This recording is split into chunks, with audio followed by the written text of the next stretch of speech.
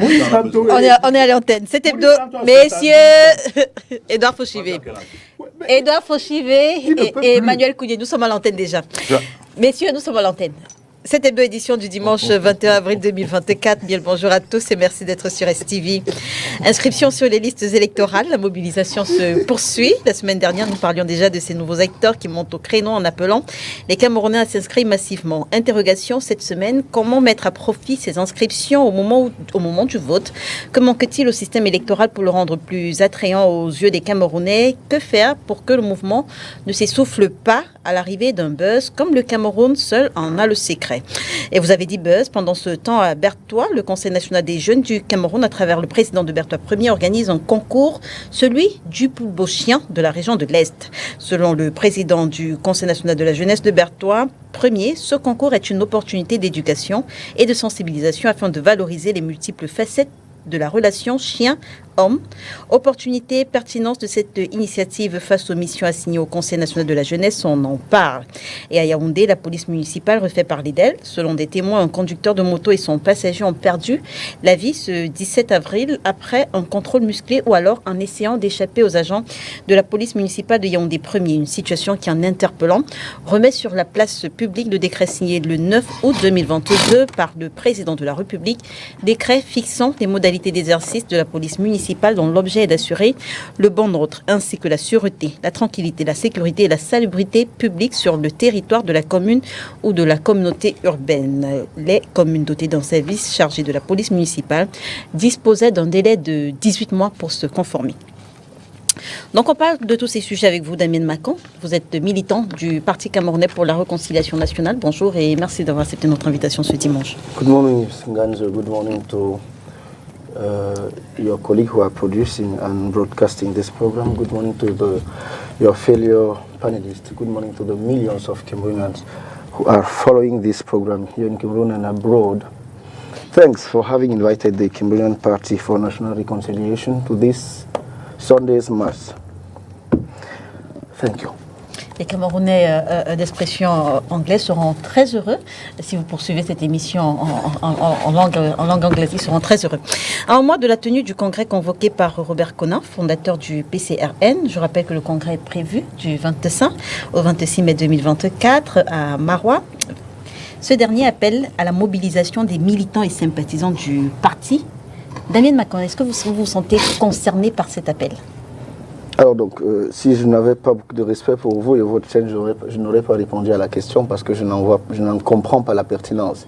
Il me semble qu'au terme des statuts du règlement intérieur du Parti camerounais pour la réconciliation nationale, c'est soit le président national, soit les 3/4 du comité directeur national qui convoque un congrès. Un membre, fût-il ex-président ou alors fondateur du parti, cofondateur du parti, n'a pas cette prérogative-là pour convoquer un congrès. Donc, je considère que cela est un non-événement. Mais il est bon que nous continuions à rappeler aux Camerounais ce que nous leur avions déjà dit en son temps, que les sbires du RDPC, dont la face la plus visible ici est celle de M. Atanga-Ndji, sont à l'œuvre. Alors qu'au début de cette scabreuse affaire, il laissait croire qu'ils n'en savaient rien. M. Konin a publiquement fait l'aveu dans une chaîne concurrente à Yaoundé qu'il était sous les ordres de M. Atanga-Ndji, publiquement. Hier encore, il s'est pris en photo. Il s'est pris en photo avec une photo, un portrait de M. Biapol, disant que son parti désormais devait soutenir la candidature de M. Biapol. Vous êtes sur les réseaux sociaux, oui, certainement. Ça, malheureusement, certainement, vous l'avez vu. Et lorsque un militant, celui dont vous parlez d'ailleurs, est un ex-militant parce qu'il a été exclu du Parti camerounais pour la réconciliation nationale, se montre aussi. Je rappelle que lui également a exclu Cabral Libye. Il a exclu Cabral Libye du Parti camerounais pour la reconstruction nationale. Je répète pour que vous compreniez, il a exclu Cabral Libye du Parti camerounais pour la reconstruction nationale. Le parti que je représente ici s'appelle le Parti camerounais pour la réconciliation nationale. Il s'agit bien de deux partis différents. Je ne sais pas si Cabral Libye était membre de son parti. Donc, si ce parti est d'ailleurs légalisé au Cameroun, mais je crois que l'entête et le cachet que j'ai vu sur ce torchon qui a circulé dans les réseaux sociaux, c'est bien Parti camerounais pour la reconstruction nationale, ce qui donc ne nous intéresse pas. Pour revenir à votre préoccupation, oui. Cela ne nous intéresse pas, ça ne nous concerne pas. Nous sommes en train de préparer les échéances à venir et je vous ai dit, même si vous relancez d'autres panélistes sur ce sujet, je ne reviendrai plus dessus. J'y ai répondu parce que j'ai beaucoup de respect pour votre chaîne. Vous êtes en train de préparer les échéances à venir. Vous n'avez pas pu tenir votre congrès en décembre dernier. Pensez-vous que ça va se faire comme ça sur un coup de baguette magique? Le congrès du Parti camerounais pour la réconciliation nationale est prévu à Fumban dans les mois à venir. Pourquoi dans les mois à venir? Pourquoi dans les mois à venir? Légaliste par les bords, nous sommes engagés à attendre la décision du tribunal de Kaélé afin de savoir si oui ou non le président national peut organiser son congrès. Pourquoi? Parce que le motif de l'annulation du congrès de Kribi a été les dissensions interne.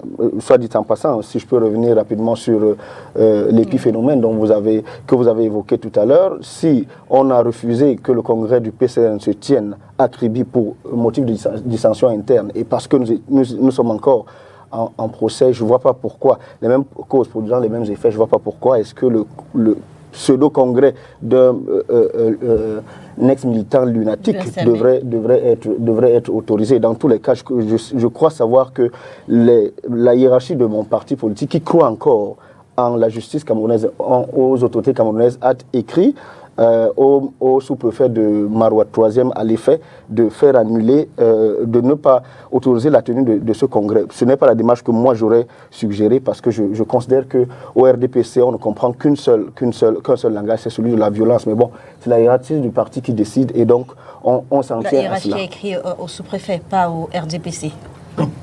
Je dis la hiérarchie du parti a écrit au sous-préfet. Tous les sous-préfets au Cameroun sont des bras séculiers du RDPC. Je ne sais pas si vous pouvez le prouver, Damien Macron. Je le dis d'autorité pour avoir expérimenté cela sur le terrain. Je dis tous les sous-préfets, les préfets, les gouverneurs et les CAM, tous sont des bras séculiers du RDPC. Mais ce n'est pas notre sujet. Ce que vous devez comprendre, c'est que le Parti camerounais pour la réconciliation nationale, la hiérarchie de notre parti a écrit au sous-préfet de Maroua 3e à l'effet de faire respecter le droit. Si la même administration nous a refusé la tenue d'un congrès, ça devrait être le cas pour ce texte militant. Bon, maintenant, ce à quoi moi je vous appelle, parce que vous êtes des journalistes sérieux, c'est de couvrir, d'annoncer le congrès à venir du PCRN qui se tiendra à Fumban. Ça fait un peu plus sérieux que celui qui a investi du pouvoir de ce parti. Vous ne jugez pas de ce que la presse considère sérieux ou pas. Donc la presse n'a pas vocation à se mêler des dissensions au sein du PCRN. Je présume que si M. Fauchivé, qui est sur ce plateau, annonce au sortir de ce plateau appeler un congrès prochain du RDPC, vous allez le relayer comme la CRTV et Cameroun Tribune l'ont fait. Ça s'est passé déjà. Merci en tout cas Damien Macron d'être avec nous ce dimanche. À côté de vous, nous recevons Emmanuel Kounié du Mouvement pour la Renaissance du Cameroun. Bonjour Monsieur Kounié, merci d'avoir accepté notre invitation ce dimanche. Bonjour Madame Léla, bonjour à mes copanélistes que vous avez présentés bien entendu.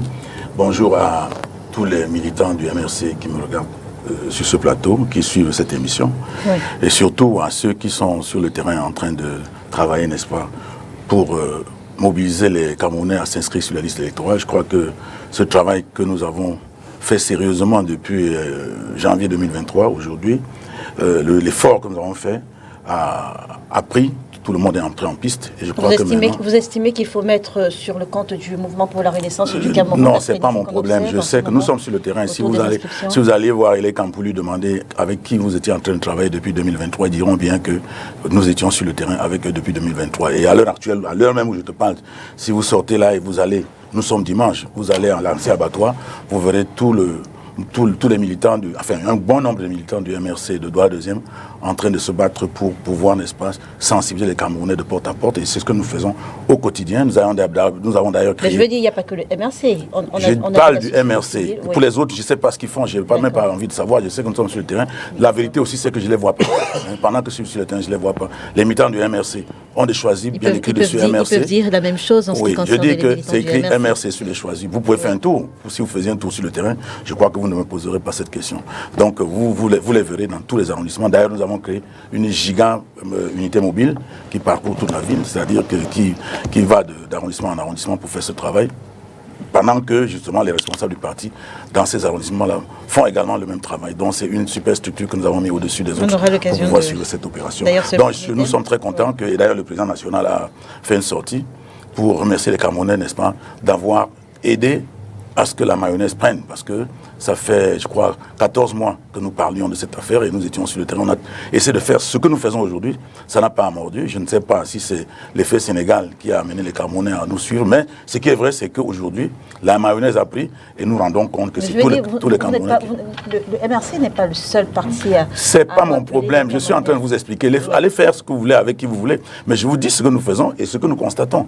Maintenant, si c'est d'autres personnes qui ont fait, vous pouvez le dire, ça n'engage que vous. Mais je sais que le travail que nous faisions a pris aujourd'hui, et j'ai dit que la mayonnaise a pris et que les Camerounais sont entrés en piste et que tout le monde, personne ne sort plus de piste, les gens ne font qu'entrer. De toutes les façons, on aura l'occasion d'en parler et on reviendra justement sur à qui est-ce qu'on attribue cette initiative qui semble prendre aujourd'hui. On reviendra et les panélistes, les uns et les autres, nous diront ce qu'ils en pensent. Face à vous, on reçoit Edouard Fauchivé du Rassemblement démocratique du peuple camerounais. Bonjour Monsieur Fauchivé et merci d'avoir accepté notre invitation. Bonjour Léla, bonjour aux copanélistes.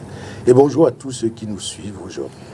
D'accord. Un mot sur ce qui se passe au Parti camerounais pour la réconciliation nationale, avec notamment la tenue du congrès annoncé par Robert Recona, le fondateur de cette formation politique. C'est également un non-événement pour vous ?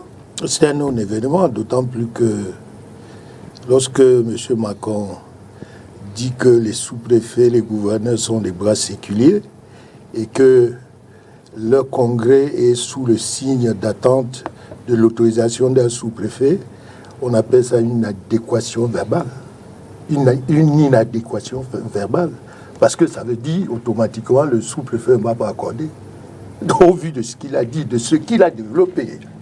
Alors il a dit que les sous-préfets, c'est le RDPC, et il demande au RDPC l'autorisation, n'est-ce pas, de tenir un congrès. Je réponds simplement en disant que s'il est un bon analyste politique, lui-même comprend que le congrès n'aura pas lieu. Est-ce qu'on peut faire une démarcation réelle entre l'autorité administrative et le Rassemblement démocratique du peuple camerounais? Quand je me souviens qu'à un certain moment, bon nombre de partis politiques de l'opposition n'arrivaient pas à tenir leur meeting, pourtant le RDPC y parvenait facilement.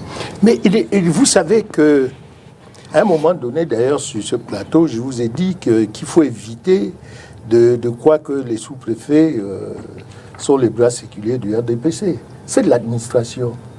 Et ceux qui est-ce qu'il y a des faits qui montrent qu'effectivement, on peut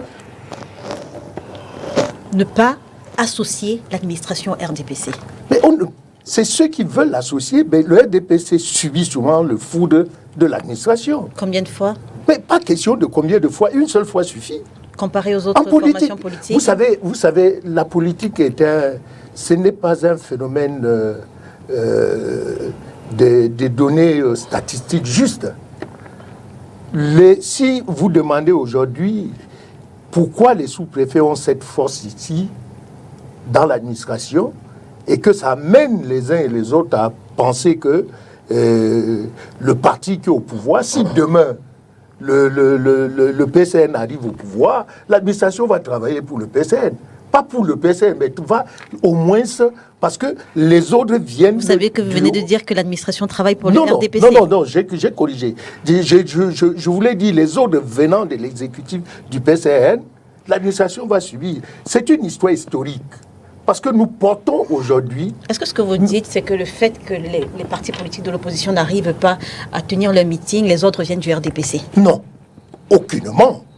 Et même si j'étais ici sur votre plateau, j'avais refusé la manière de traiter le PSNC à Ebolova. Je crois que vous aviez un truc à vous. J'avais crié fort pour dire que ce n'est pas normal. Je crois que c'était le MRC. C'était le MRC où voilà, j'avais crié fort. Non, ce n'est pas normal. Lorsque les conditions sont remplies, il faut leur accorder. Et puis, la dernière fois, on a fait en sorte que le PCN puisse faire tenir son truc en encadrant même le MRC. Il n'y avait pas... C'était où? À Konsamba. Mais vous avez encadré le PCRM. Parce que vous dites qu'on a encadré Monsieur le PCRM. Kounié, c'est pour vous dire que acceptez au moins qu'en Konsamba, l'administration a encadré de telle sorte qu'il n'y a pas eu de... Il y a eu des bagarres en Konsamba. Oui. Il y a eu Mami Ouattara et tout ça en Konsamba. Bon, je dis devant vous, et les sous-préfets me suivent, je dis devant vous et les sous-préfets me suivent, que le RDPC n'a jamais traité avec les sous-préfets. Nous sommes un parti politique qui cherche à conserver son pouvoir.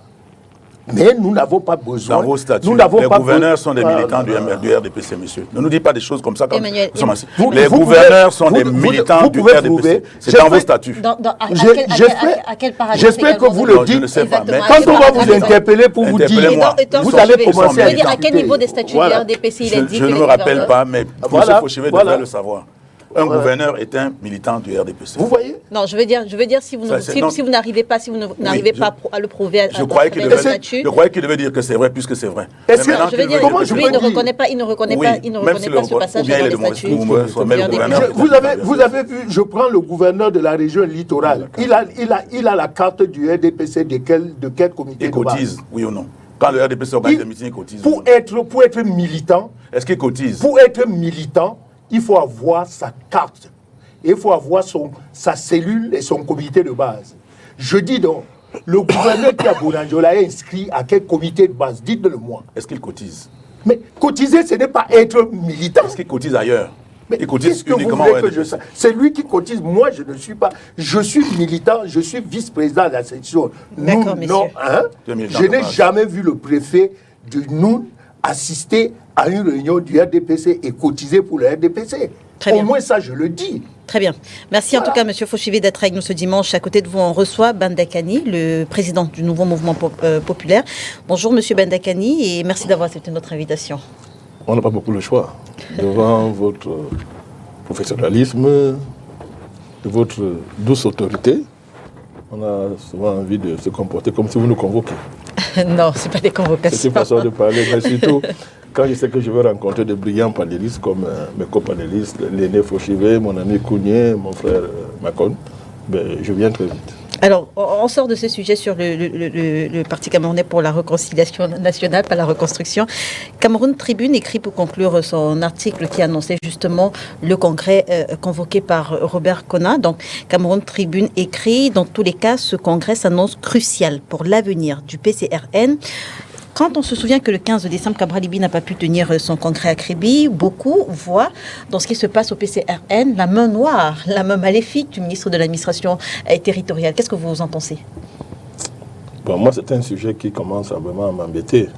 Je veux parler comme ça parce que il est difficile pour nous de nous mêler des affaires internes d'un parti. Oui. Parce que nous n'étions pas là quand leur amitié a commencé, quand leur alliance a commencé. L'alliance, non. Ah, d'accord. Le mariage. C'est un mariage qui se gâte. Et pour qu'un mariage se gâte, il faut être sage. Il faut s'assurer que les thèmes du début, là, vous les maîtrisez. Parce que si vous prenez seulement les thèmes de la fin, vous risquez d'être confus. C'est un mariage. Quand le mariage a été scellé, c'était très bien. Tout était beau, tout allait bien. Maintenant, le mariage se gâte. Vous nous appelez que nous on vient commenter. Est-ce qu'on était là quand on donnait la dot? Est-ce qu'on était là quand on scellait cette affaire? C'est le problème. Donc vraiment, moi, je suis très embêté. C'est une affaire interne. Une des parties estime que l'administration lui en veut, a pris fait cause pour l'autre partie. Oui. Ben, quand c'est comme ça, il faut regarder les prérogatives. Ce que disait la loi, ce que disaient les textes. Et quelles sont les prérogatives de celui qu'on accuse d'émission intempestive dans des problèmes internes à un parti. Et quand vous observez la loi, vous regardez tout ça, vous comprenez qu'il faut prendre de la distance à l'égard d'un ensemble de pièges qui sont tendus sur notre chemin quand on aborde ce sujet. Et il y a beaucoup d'émotions, il y a beaucoup de propagande qui remplace la sérénité de l'analyse et la froideur de la loi et les véritables enjeux qui est dans cette bataille. Donc moi je regarde ça avec beaucoup de distance. Parce que c'est un lieu commun de la vie politique camerounaise. Ça pose le problème de la nature de notre État. La nature de notre État et du rapport qu'a cet État avec le phénomène démocratique, avec le phénomène multipartisan. On peut interroger ce rapport de manière historique, on peut l'interroger du point de vue de la légalité, on peut l'interroger du point de vue des habitudes politiques, de la culture politique qu'il y a dans le pays. Et à partir de là, on est très prudent. Moi, je souhaite vraiment que ça se termine bien. Le mariage peut s'arranger, hein. Ça peut repartir, on n'en sait rien. À votre avis, qu'est-ce qu'il faut pour qu'un mariage comme celui-là reparte de plus belle? Bon, vraiment, ça ne me regarde pas. Je souhaite simplement que, parce que comme j'ai dit, quand ils ont commencé, nous, on n'était pas là, on ne nous a pas invités. Je souhaite que le bonheur du départ se refasse, qu'ils se réconcilient, s'ils peuvent le faire, et qu'ils soient assez sages pour éviter de tomber dans les pièges d'une légalité qui a mal à s'émanciper des carcans néocoloniaux, du carcan du parti unique. Mais c'est une légalité, elle est là. Et en tant qu'homme politique, si vous voulez faire la politique au Cameroun, commencez par étudier les prérogatives du MINAT. Vous allez voir un endroit où on parle des affaires politiques. Il faut étudier ça. Si vous voulez faire la politique au Cameroun, vous n'étudiez pas ça. Il y a une direction qu'on appelle la direction des affaires politiques. On n'y a pas de parti. Hein. On dit affaires politiques. Ceux qui connaissent l'histoire du Cameroun savent ce qu'on appelle affaires dans l'administration. Voilà. Donc, il faut connaître, quand vous apprenez tout ça, vous faites un peu plus attention de ne pas laisser des portes ouvertes qui peuvent demain se retourner contre vous. Mais mon souhait, c'est que le parti, qu'il se réconcilie, qu'il retrouve... On a besoin d'une certaine fraîcheur, d'une certaine animation dans le jeu politique. Et dans ce sens-là, le PCRN et son président, vous voyez un jeune comme ça, il est frais. Macron est très frais, il est très jeune. On a besoin de ça dans le paysage politique. Moi, mon souhait, c'est que tout ça passe et que, pourquoi pas, qu'ils puissent se réconcilier et que, voilà, le PCN joue le rôle qu'il a appelé à jouer dans notre paysage politique. Inscription sur les listes électorales, la mobilisation se poursuit. De nouveaux acteurs montent au créneau en appelant les Camerounais à s'inscrire massivement. On repart avec vous, Président Bandakali. On voit justement des personnes sur la place publique qui ne sont pas forcément des hommes politiques, appeler les uns et les autres à s'inscrire sur les listes électorales en vue des prochains scrutins. Comment est-ce que vous analysez cet élan? Non, il faut féliciter l'élan. C'est de la citoyenneté. Quand on le fait, même on respecte la loi. On est dans une apologie de la loi, dans une magnification de la loi, dans son esprit, à savoir promouvoir la citoyenneté. L'inscription sur liste électorale participe de la citoyenneté d'abord. C'est la preuve qu'il y a un lien entre les populations et le jeu politique dans son ensemble. Et la politique, et le politique en même temps, qui a le lien. Parce que s'il n'y a pas ça, il n'y a pas de lien. De ce point de vue, nous demandons à nos militants d'aller s'inscrire sans faire beaucoup de bruit, c'est la différence peut-être avec les autres. Nous ne faisons pas trop de bruit, nous ne faisons pas de ça un événement stratégique politique. Il faut bien voir la nuance, hein. Faut bien voir la nuance. Nous demandons à nos militants d'aller s'inscrire sans faire de bruit, mais on n'en fait pas un spectacle. On n'en fait pas une stratégie de communication, ou bien une stratégie politique. Et c'est là où il y a la nuance.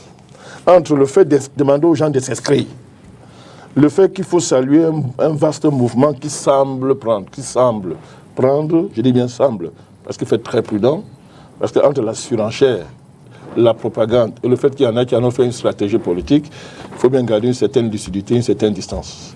Parce que entre les inscriptions normales qui relèvent de la citoyenneté, et comme je l'ai dit, et une stratégie politique. J'ai envie de vous demander qui fait de la surenchère autour de ces inscriptions. Non, mais vous les voyez vous-même. Moi, je n'ai pas la langue de ma poche. Hein. C'est justement pourquoi je vous pose la question. Il y a un parti et des acteurs. Quel parti? Non, je ne cite pas. Je ne veux pas descendre à un certain niveau. Il y a un parti et d'autres acteurs. Il y a une galaxie. C'est une galaxie. Il y a une galaxie qui n'est pas nouvelle hein, pour les naïfs. Donc, pour ceux qui sont avertis, ce n'est pas nouvelle. Cette galaxie n'est pas nouvelle. Elle reprend un vieux chemin qu'elle a eu à expérimenter en 2018, voilà. Avec plus de bruit. Il y a une galaxie qui fait de ça une stratégie politique. C'est une chose. Je dis bien encore, que les gens m'entendent bien. S'inscrire sur liste électorale, c'est de la citoyenneté. C'est une très bonne chose. Mais en fait, une stratégie politique, c'est autre chose. Même là encore, ils ont le droit d'en faire une stratégie politique. Mais là, il faut questionner ce qu'il y a derrière. En dehors de cet acteur, de ce parti politique et d'autres, cette galaxie, vous avez la conférence épiscopale camerounaise qui a fait une sortie. Et qui allait même plus loin en demandant la modification du code électoral. Vous voyez très bien que là, ça prend une autre dimension. On me dit non, ils sont dans leur rôle. Mais la SENCO, en RDC, était dans son rôle. Le même rôle. Vous connaissez la SENCO, non? La conférence épiscopale nationale en RDC. Vous avez vu où la RDC se trouve aujourd'hui. Et il n'y a plus de SENCO. Ils sont là cachés dans leur coin. Ils ont même honte. Alors que le président Kabila, après 15 ans de pouvoir, gérait un tournant important dans son pays. Le pays avait des acquis. Le pays s'était battu dans le champ d'une géopolitique très compliquée. Les Grands Lacs. Le président Kabila, par des manœuvres, etc., a pu remettre son pays sur les rails. Et on a décidé que non, le mandat là qu'il devait faire là, qu'il doit partir. La scène quoi entre en scène. L'église est devenue un champ politique. On faisait les meetings intérieurs de l'église catholique en RDC. Et depuis, ils se taisent. Kabila est parti. Regardez l'état de la RDC. Et voilà la SENCO. Elle parle moins. Vous voyez une conférence épiscopale qui en veut, qui prend parti contre, c'est-à-dire qui est à fond dans une bataille et qui est partisan d'une manière basse.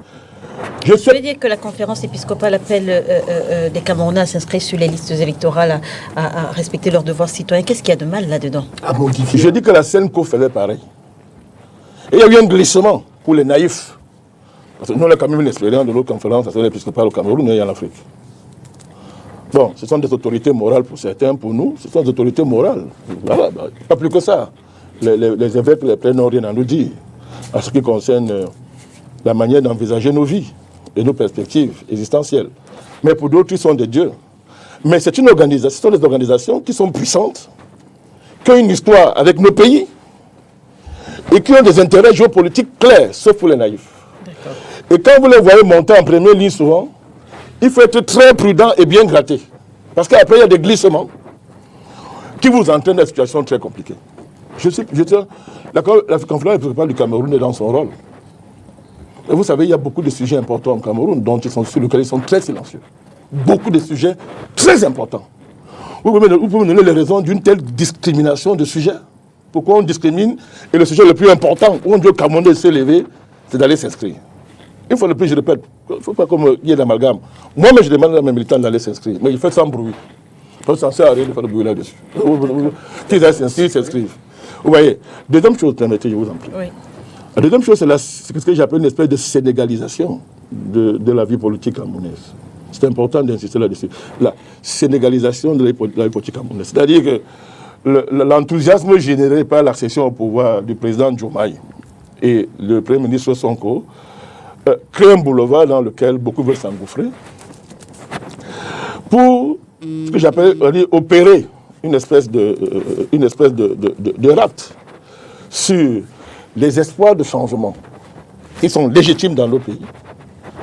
Et le fait qu'on va transformer ça en un butin électoraliste. Il y a nuance à ce niveau. L'électoralisme permet l'arrivée au pouvoir de n'importe qui et de n'importe quoi. Sous les dehors de l'électoralisme, en Afrique, on a vu ça. On a vu comment partout, au Burkina, au Mali, au Niger, que ce soit dans pratiquement tous les pays africains, on a vu l'électoralisme à l'œuvre. C'est-à-dire le fait d'évacuer les problèmes véritables d'un pays et les remplacer par des petits enjeux électoralistes qui sont portés par des partis politiques, des galaxies, qui sont au service des étrangers et qui n'ont pas un grand projet pour le pays. Le Cameroun doit éviter ça. Il faut de l'alternance au Cameroun. Il faut que les gens s'inscrivent. Il faut qu'il y ait un bon mouvement citoyen. Mais il faut que ce mouvement citoyen réconcilie la citoyenneté avec la préservation de la souveraineté du Cameroun, de notre indépendance et d'éviter de remplacer celui qu'on appelle le diable, par notre diable, mais qui est cette fois-là déguisé en ange de lumière. J'imagine qu'au-delà de tout, il faut surtout que la volonté et le choix des Camerounais soient respectés, j'imagine. Je ne sais pas ce que ça veut dire. Il faut m'entendre dans ça, parce que quand on parlait comme ça, on sait qui parle comme ça. Il y a une communauté internationale autoproclamée qui estime avoir le monopole des choix du peuple. Et partout, ça conduit à des guerres civiles. Merci, Président. Et à l'effondrement des États. Alors, Damien Macon, on se souvient qu'avant l'élection de 2018, Cabral Libby, le président national de votre parti politique, a lancé un mouvement pareil, 11 millions d'inscrits, je crois. Aujourd'hui, ça prend une autre dimension. Ça, c'est le président Badakani qui le disait. À votre avis, qu'est-ce qui a été le déclic de ce qui se passe aujourd'hui ? Alors, avant de répondre à votre question, très rapidement, je vais faire 2 digressions. La première, l'aîné parle d'inadéquation verbale. Je présume qu'il veut parler d'incohérence discursive. Mais la réalité, c'est que moi, j'ai dit personnellement que je ne crois pas au sous-préfet, à la justice, tout ça. Mais que la hiérarchie de mon parti a pris une direction.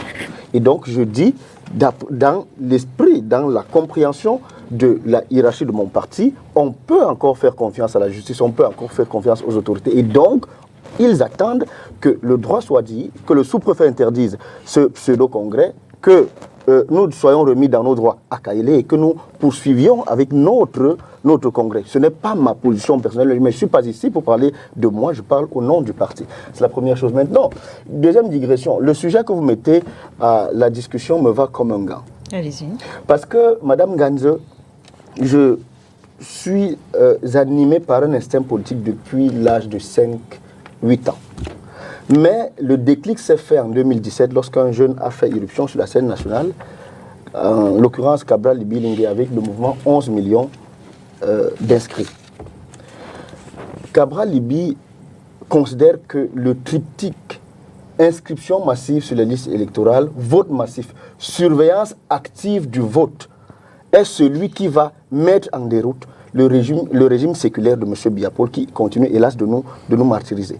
Je vous dis, cela est connu depuis 2017. Alors que d'aucuns qui aujourd'hui sont les nouveaux clients de l'inscription sur les listes électorales considéraient que appeler les Camerounais à s'inscrire sur les listes électorales est faire le jeu du RDPC, est adouber la fraude électorale du RDPC, est être pion du RDPC. Nous avons tenu ferme cette ligne, cette stratégie en disant aux Camerounais, ce triptyque, inscription massive sur les listes électorales, vote massif et surveillance active du vote est ce que le RDPC craint le plus. Pourquoi je le dis? Les faits sont là.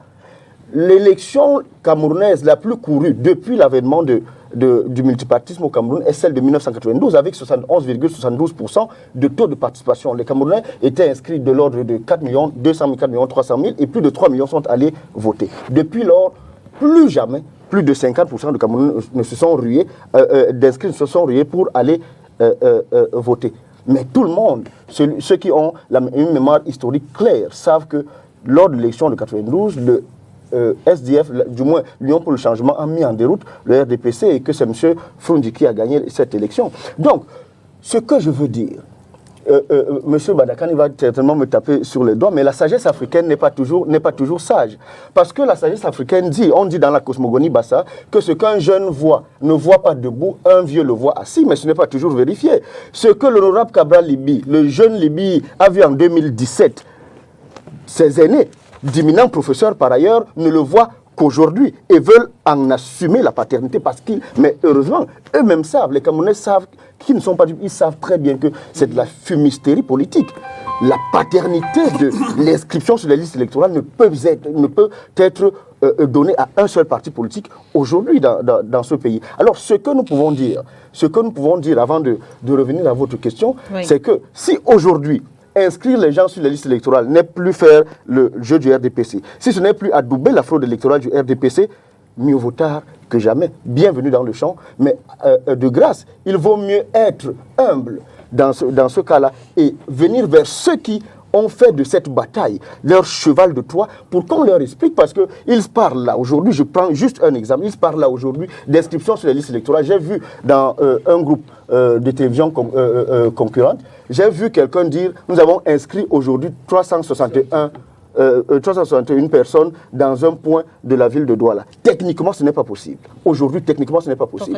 Les machines de l'ECAM sont configurées aujourd'hui avec un maximum de 120. C'est clair. Aujourd'hui, dans les grandes agglomérations, c'est configuré avec un maximum de 200. Donc, celui qui vient vous dire, et en l'occurrence, je suis désolé de le dire, j'aime pas tirer sur les partis politiques d'opposition, c'est M.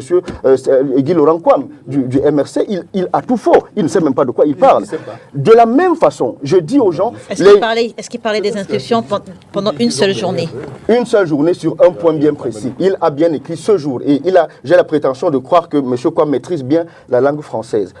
Aujourd'hui, ce que les nouveaux clients de l'inscription doivent savoir, s'ils ne veulent pas se rapprocher de ceux qui sont là depuis longtemps, ils doivent savoir que ce qui se fait sur le terrain s'appelle techniquement enrôlement. L'inscription sur la liste électorale a 3 phases. L'enrôlement sur le terrain, l'insertion dans le fichier et la publication des listes. Il est possible que vous ayez votre récépissé d'inscription et que vous ne soyez pas sur les listes électorales. Ils ne le savent pas. Ils considèrent parce qu'ils nous ont dit que désormais, chaque fois que quelqu'un s'est inscrit, il note son nom là. Et puis si Elekam leur dit un jour qu'il n'est pas inscrit, ils vont s'en prendre à Elekam. Ils n'ont pas la technicité nécessaire pour analyser ce genre de choses. Mais ils n'ont pas l'humilité nécessaire pour venir vers ceux qui sont là depuis longtemps et qui savent exactement comment ça se passe. Lorsque Elekam a fini de faire l'enrôlement sur le terrain, de retour dans leur bureau, ils font le traitement et ils se connectent dans un Wild Area Network qui leur permet de communiquer ces informations à la Direction générale des élections et qui procède au tri. C'est pour cela que vous pouvez inscrire entre le 1er janvier et le 2 janvier, le 31 août, 2000 personnes, je dis n'importe quoi, 2000 personnes, lorsque l'opération de refonte de remise à niveau des listes est faite entre septembre et décembre, vous vous retrouvez à 700. Vous savez pourquoi? Parce que l'instinct des Camerounais qui se déplacent est non pas de faire la mutation, mais la réinscription. C'est-à-dire quoi? Il va sur le terrain, il vous dit « je n'ai pas encore été inscrit » parce qu'il croit que, soit il croit qu'il aura 2 cartes, pourra donc voter avec 2 cartes, soit il croit qu'il vous trompe. Et pourtant, le Elekam a configuré son application de sorte que c'est la dernière inscription qui fait foi. Les autres sont automatiquement supprimés une fois que vous êtes inscrit 2 fois. Maintenant, je vais au-delà de votre question pour cette première prise de parole, pour évoquer une première difficulté que nous avons dans l'inscription sur les listes électorales. Sur les kits, je vous ai déjà dit que les kits vieillissants ne parviennent plus à faire au cours d'une journée plus de 120, 200 inscriptions. Celui qui vous dit qu'il a fait au-delà, il vous ment. Deuxième chose, les kits de l'ECAM sont configurés aujourd'hui de sorte que si vous n'avez pas 20 ans révolus le jour de l'inscription, automatiquement, la machine rejette. Or, cela se fait, cela se fait en violation flagrante de l'article 46 alinéa 2 de la loi numéro 2012/001 du 19 avril 2012 portant code électoral qui dit en l'espèce que peuvent également être inscrits sur la liste électorale les citoyens qui, ne remplissant pas les conditions d'âge ou de résidence lors de la révision des listes, les rempliront avant la clôture définitive des inscriptions ou, le cas échéant, le jour du scrutin. Si M. Macron a 19 ans et demi et peut donc avoir 20 ans le jour de la prochaine élection, il a le droit de s'inscrire. Nous avons adressé un courrier à Elekam pour leur dire cette configuration technique fait obstacle à la loi qui permet aux gens de moins de 20 ans de s'inscrire à condition qu'ils puissent avoir l'âge légal de vote le jour du scrutin. Donc, oui, vous terminez, Damien. Je termine maintenant sur les kits, Madame Ganze. Oui. On vous dit que depuis 2018, on n'inscrit plus dans la diaspora. 5 millions de compatriotes qui sont allés chercher leur vie hors du pays n'arrivent pas à s'inscrire parce qu'il n'y a pas de kit d'inscription.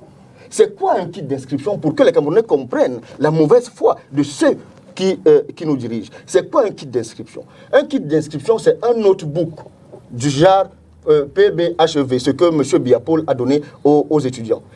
Il coûte exactement sur Alibaba 17 500 francs. À quoi vous adjoignez une imprimante à bobine qui coûte sur le même Alibaba 14 200 francs? À quoi vous adjoignez un lecteur vous appelez ça comment, d'empreinte digitale? Si vous allez là maintenant sur Amazon, vous le trouvez très exactement le plus cher à 22 800 francs. Le tout donc qu'on met dans une valise forte qui ne peut pas coûter plus de 30 000 francs. Donc, l'ensemble prix, on installe un logiciel à l'intérieur, hein, c'est tout. L'ensemble prix fait moins de 100 000. 100 000 francs, le réel coûtant. Mais c'est ce que mes frères de l'ECAM n'arrivent pas à mettre à la disposition des ambassades pour que nos compatriotes qui sont à l'étranger puissent s'inscrire. Savez-vous, Madame Ganzo, que des 13 ambassadeurs que l'honorable Liby Lingué a rencontrés la semaine surpassée à l'étranger, il n'y a que 2 qui ont réagi, celui de la France et celui de la Belgique, et ont demandé à ce que on envoie les noms de nos représentants puisqu'ils ont finalement reçu, après son passage, des machines pour inscrire des Camerounais. Au Nigeria, en Côte d'Ivoire, en Guinée équatoriale, au Gabon, où nous avons le plus grand nombre de Camerounais à l'étranger, il n'y a pas encore d'inscription. En 2018, nous avons gagné. Avec Univers, nous avons gagné dans toute l'Asie et aujourd'hui, il n'y a plus d'inscription dans toute l'Asie. Ce n'est pas possible. C'est donc un cri pour dire à Elecam, s'il vous plaît, participez à ce qu'il y ait un jeu démocratique franc en laissant les Camerounais s'inscrire sur la liste électorale. Alors en 30 secondes, je m'en voudrais tellement si je ne vous posais pas cette petite question pernicieuse. Comparaison n'est pas raison, mais entre les appels de 2017 et ceux d'aujourd'hui, je veux dire face à l'engouement qu'on semble observer aussi bien dans l'opinion publique que sur les réseaux sociaux, la mayonnaise avait-elle autant pris avec 11 millions? Alors, je dois avouer que je n'ai pas les éléments techniques pour pouvoir apprécier. Ce que je sais, c'est que vous êtes là dans la divination. C'est-à-dire qu'avec l'appui de 11 millions de citoyens, nous sommes passés de 6 200 000 à, du moins, pendant que 11 millions de citoyens ont lancé ces activités, jusqu'à date, nous sommes passés de 6 200 000 à 7 500 000. Aujourd'hui, d'autres acteurs, et ils sont les bienvenus, entrent dans la danse. Vous n'avez pas encore mesuré, mais vous considérez quand même que vous pouvez d'ores et déjà évaluer. Je considère que c'est prématuré. Nous en reparlerons. Alors, Emmanuel Kounié, Damien Macon a souligné tout à l'heure le fait qu'à un certain moment, votre parti, le parti que vous représentez sur ce plateau, n'encourageait pas les Camerounais à s'inscrire sur les listes électorales. Monsieur Banakani est témoin et l'aîné. Je n'ai jamais cité le MRC. Le nom je n'ai jamais cité le MRC. Très bien. Ce que j'aimerais savoir, Emmanuel Kounié, c'est qu'est-ce qui a été le déclic pour votre parti, pour qu'aujourd'hui, le MRC appelle les Camerounais à s'inscrire sur les listes électorales? Après les élections de 2018, et après les élections auxquelles nous n'avons pas participé en 2020, nous avons commencé à demander aux gens d'aller s'inscrire sur les listes électorales. Parce que nous savions que nous irons aux prochaines élections. Donc, les élections... En gros, quand vous n'allez pas aux élections, vous demandez aux Camerounais de ne pas s'inscrire? Nous n'avons jamais demandé aux Camerounais de ne pas aller s'inscrire. Nous avons dit aux Camerounais de ne pas aller voter. Nous avons demandé de boycotter les élections. Mais nous n'avons pas dit aux gens... Non, vous vous trompez. C'est le SDF qui a dit à un moment donné aux gens... C'est pas mon projet, je ne réponds pas pour le SDF. Le MRC n'a jamais... Messieurs, il porte la voix du MRC. Le MRC n'a jamais... Le MRC n'a jamais choisi. demandé aux gens de ne pas aller s'inscrire. Ça, il faut le dire. Je n'ai pas cité le MRC tantôt, mais il est vrai que le MRC a demandé de ne pas s'inscrire. Il a même insinué que ceux qui encouragent les gens à s'inscrire favorisent le RDPC. Nous ne l'avons jamais dit et je ne sais pas où vous connaissez cela. Nous n'avons jamais dit cela.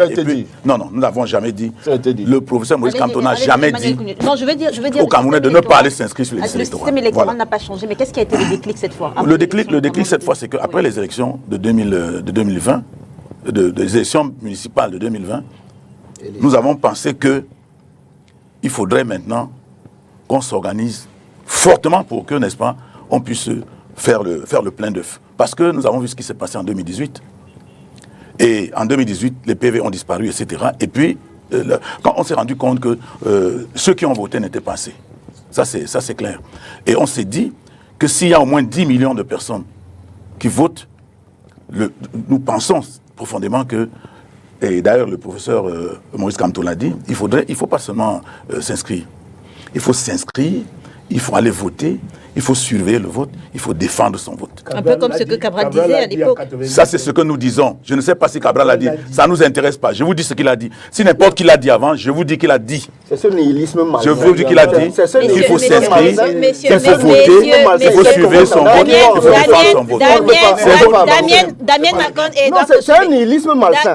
Il ne peut pas considérer que Damien Macon... Élie Lebelleur dit tous les jours. Vous ne pouvez pas considérer que l'opposition est née avec la naissance de MRC. Vous faites obstacle à une éventuelle collaboration.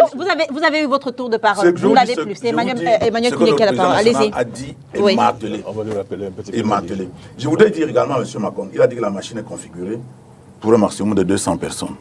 Et je voudrais lui dire que si Guy Laurent Kouam a dit qu'on a inscrit 360 personnes à PK14 hier, j'y étais, il y avait 2 kits.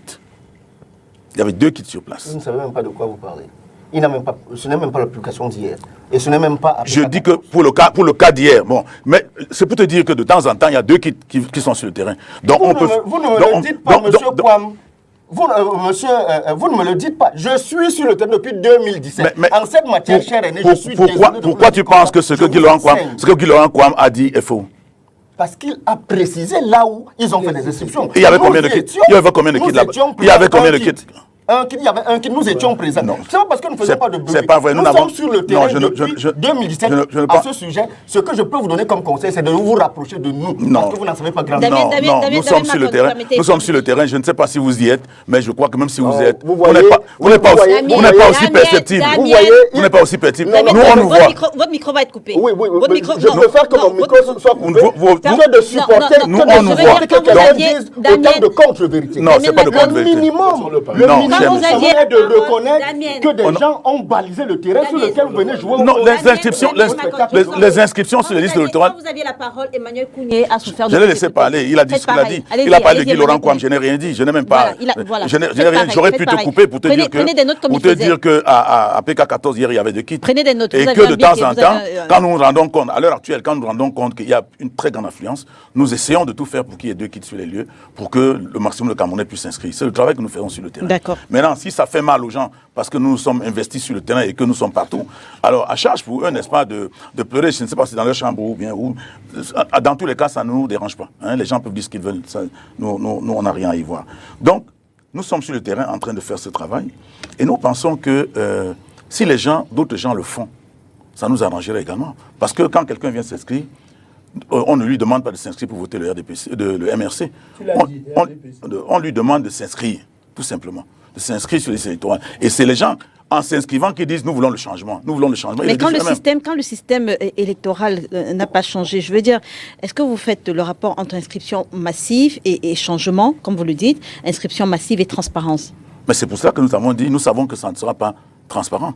Mais nous pensons que, même si ce n'est pas transparent, on peut mettre sur pied des stratégies, n'est-ce pas, pour pousser ceux qui vont, n'est-ce pas, voler le vote, si vous voulez, à ne pas le faire. Puisque c'est pour cela qu'on a parlé de s'inscrire, de voter, d'aller voter, que tous ceux qui s'inscrivent aillent voter, que tous ceux qui votent surveillent leur vote. Pensé à ces stratégies-là. Nous ne l'avons pas dit en 2020. Nous pensions que, d'ailleurs, en 2020, en 2018, c'était encore grave parce qu'on nous a dit, on s'est rendu compte que les membres du Conseil constitutionnel étaient tous des militants du RDPC. Non, je parle de 2020. Attendez. Oui. On s'est interrogé. Mais on nous a dit, écoutez, ce sont les Camerounais. Même si ils sont des militants du RDPC, ils peuvent faire honnêtement leur travail parce que c'est un travail citoyen. Et puis, on nous a dit, il faut jeter le maçon au pied du mur. Mais vous avez vu, c'est pendant le contentieux électoral qu'on s'est rendu compte, qu'on les a confondus, que mais vous êtes tous des militants du RDPC. C'est en ce moment qu'ils sont allés dans leur site, commencer à falsifier les noms, à dire qu'ils ont démissionné, etc., etc. Et on s'est donc rendu compte qu'ils ne peuvent pas, ils travaillent pour le RDPC. Ce sont des militants du RDPC. Ils ont milité pour le RDPC. On les a nommés là-bas et d'ailleurs, celui qui les a nommés est lui-même candidat. Et il travaille pour cette personne. Et nous avons donc dit qu'il faut que les gens aillent s'inscrire. Mais si rien n'a changé, quelle est la certitude? Que les gens aillent s'inscrire, qu'ils aillent voter, qu'ils suivent et qu'ils défendent leur vote. Très bien. Voilà, qu'ils défendent leur vote. Ça veut dire que s'ils sont en train de voter, s'ils sont en train de vouloir changer le résultat, il faut qu'ils défendent leur résultat. Je crois qu'on ne va pas dire ça autrement. Donc, nous demandons aux gens d'aller, puisqu'ils ne veulent pas changer de code électoral, nous demandons aux gens, allez vous inscrire quand même tous, allez voter, suivez votre vote, et défendez votre vote le moment venu. Très bien. Donc le thème nouveau, c'est défendre son vote. Suivez déjà, parce que les gens ne suivaient pas le vote. Les gens n'allaient même pas voter. Les gens s'inscrivaient, ne votaient pas. Vous avez vu que même en 2018, on a eu à peine 50 quelque chose pour cent. Oui, donc nous voulons que tous ceux qui sont inscrits aujourd'hui aillent voter à 90, à 100%.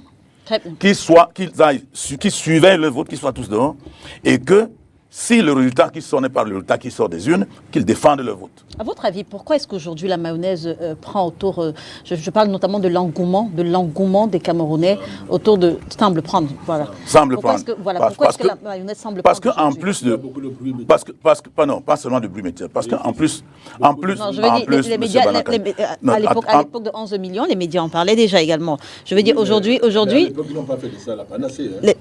Non, je veux dire, aujourd'hui, les médias, vous pouvez pouvez pas une fois encore. Mais laissez-moi répondre à la question qui m'est posée. Les médias ne font que constater. Je veux dire que ce soit Cameroun Tribune qui en a fait une grande une cette semaine. Je vous dis pourquoi j'accuse certains parmi vous. Si on considère que les réseaux sociaux sont des médias.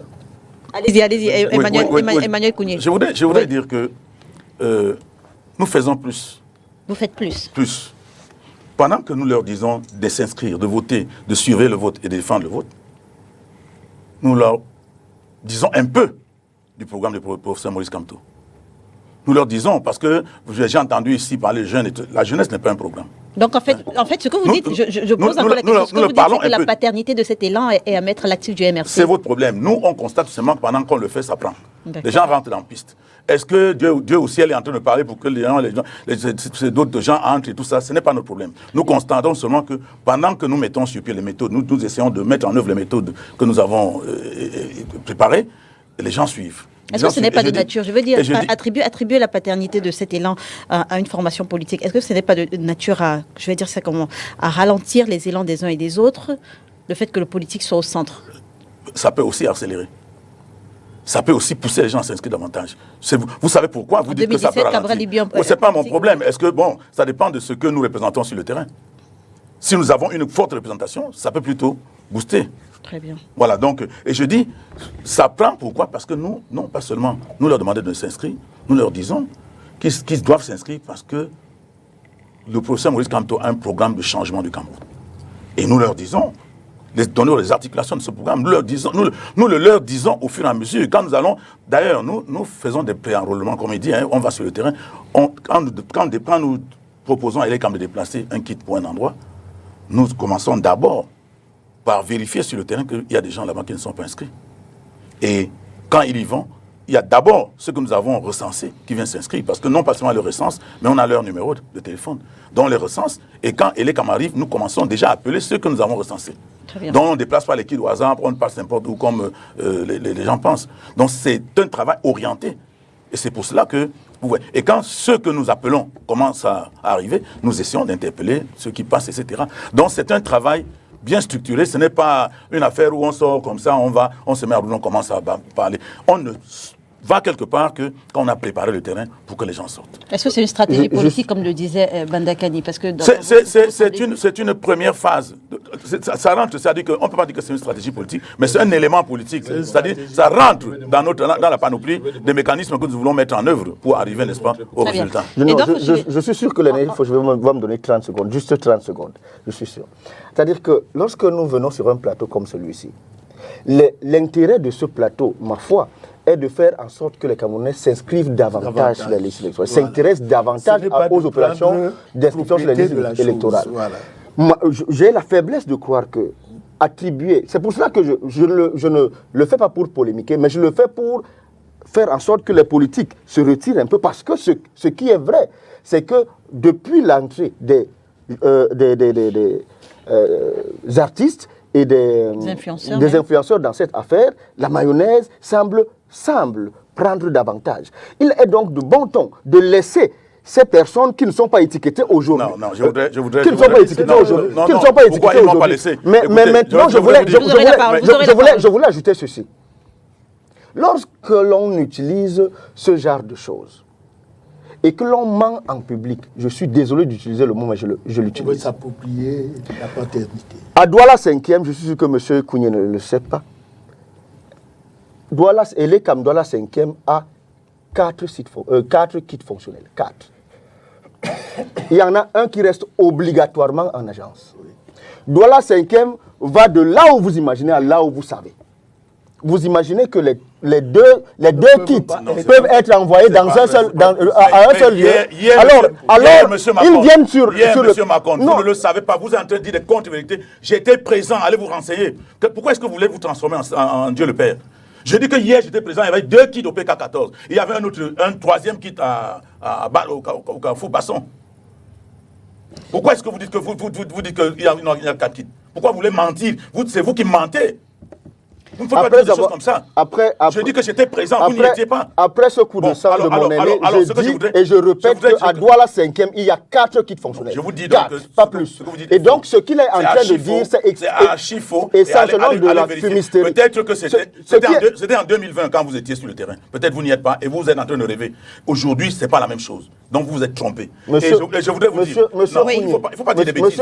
Quand je dis qu'il y avait 2 kits... Vous ne savez même pas comment on fait un préenrôlement. Vous n'en savez rien. Comment tu sais que Monsieur, ce n'est pas la question, ce n'est pas la question. Comment tu sais? Damien Macon, ce n'est pas la question. Ce n'est pas la question. Ce n'est pas la question, Damien Macon. Ce n'est pas la question ce dimanche. Ce n'est pas la question ce dimanche, Damien Macon. Une formation sur le préenrôlement, n'est-ce pas? Et en train de faire ou à faire? Damien Macon. Ajoutez ce que vous voulez ajouter, que je passe la parole à Edouard Fauchivé. Oui, rapidement. Moi, je respecte les gens, mais je ne voudrais pas venir sur un plateau trouver des petits insolents. Vous comprenez? Je ne voudrais pas du tout. Parce que ce jeune homme ne peut pas me parler comme il me parle là. Personne ne m'a jamais parlé comme ça. Alors donc, quand nous parlons, respectons-nous. Il faut qu'on se respecte, c'est pas possible. Nous dire que non, mais faites attention. Si vous considérez Damien, vous ne pouvez pas m'influencer, cher monsieur. Damien, vous ne pouvez pas m'influencer. Messieurs. D'accord? C'est moi qui étais en train de parler. Messieurs. Je n'accepte pas ce type d'insolence. Voilà. C'est dit. Quand il a parlé, là, je me suis tué. Et je vais m'assurer que Damien, fasse pareil. Je dis que, parce qu'il a dit, il ne faut pas qu'on décourage. Mais les artistes sont en train de demander aux gens d'aller s'inscrire. Mais nous avons passé plus de 6 mois. Bendeka a fait une sortie. Non, Bendeka a fait une sortie sur sa page pour encourager. Oui, Bendeka a fait une sortie sur sa page pour encourager. À demander à tous les leaders d'opinion de prendre position par rapport aux inscriptions sur les listes. Très bien. Nous le disions partout. Nos amis de la diaspora, un peu partout, nous le disions.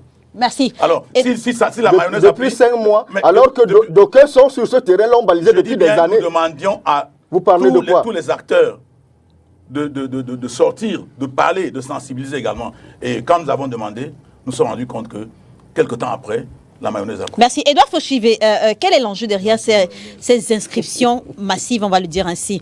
Je pose la même question. Inscription massive face au changement, inscription massive face à la transparence. Je commence d'abord par apprécier à sa juste valeur le développement de Macron. Tout ce qu'il a dit, nous prenons ça dans le RDPC comme vérité.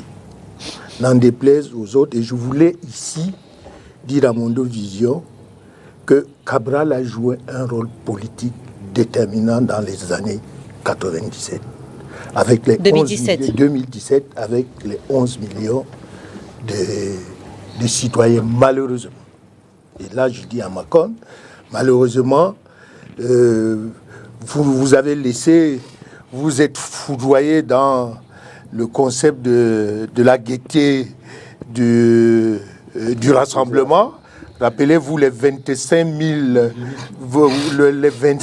que vous avez mobilisés à l'université. En réalité, il n'y avait pas 500 qui avaient les cartes de vote. Et vous êtes laissé entraîner par l'euphorie de cette mobilisation, mais il faut féliciter. Elle était plus parlante, la mobilisation de 2017 face à celle-ci? Tout à fait. Les autres font plus de bruit. Et c'est là où je voulais féliciter mon parti, le RDPC.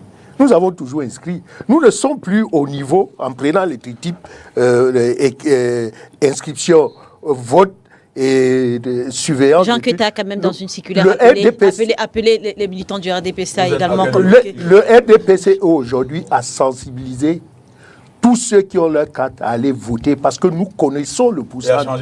Oh là là, l'espoir. A changé le procès verbal. Emmanuel Kounié, vous faites exactement ce que Damien Macon. Oui, mais lui, il faut lui dire que. Je veux dire, si c'est valable pour Damien Macon, c'est également valable pour vous. Allez-y. Et quand je dis c'est valable pour Damien Macon, c'est valable pour vous avez suivi la discussion de M. Kounié. Oui. Ils sont en amont. Ils sont en amont des données politiques. Nous sommes en train déjà de voir, parce que s'il avait suivi M. Macron, il aurait compris que l'enrôlement n'est pas égal à carte électoral. Mais je veux dire, Edouard Fauchivé, Laissez- quand vous dites que vous êtes aujourd'hui à sensibiliser les Camerounais à aller s'inscrire.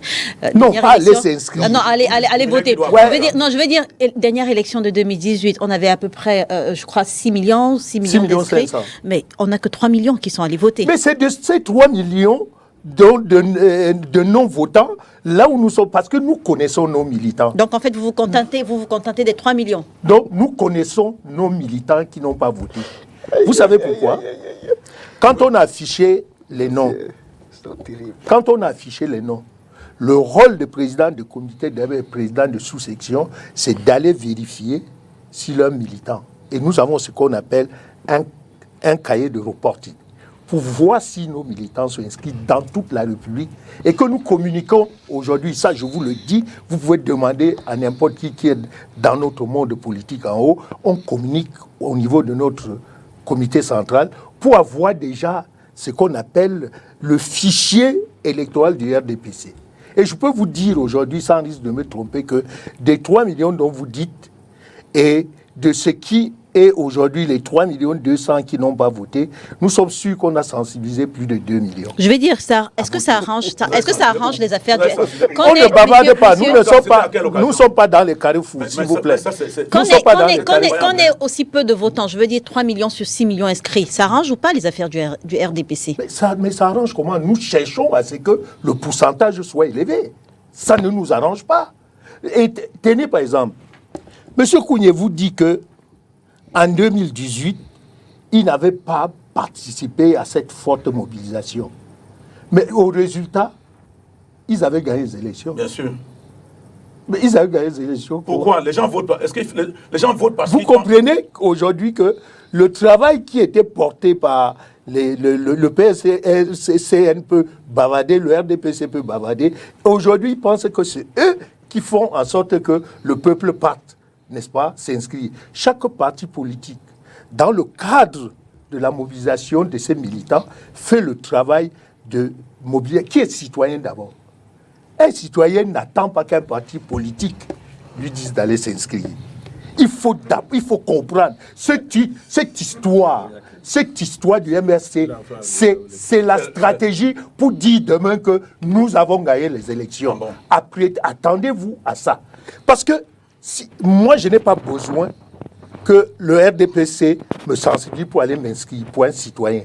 Je veux m'inscrire. Maintenant, mon parti politique maintenant peut faire le travail de la base au niveau de la cellule, comme nous faisons pour dire, une cellule est composée de 20-25 militants.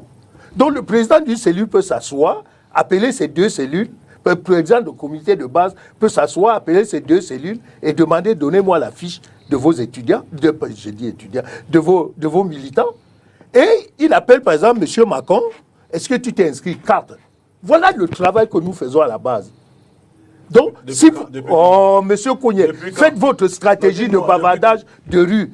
Je vous donne une stratégie qui peut vous aider aussi.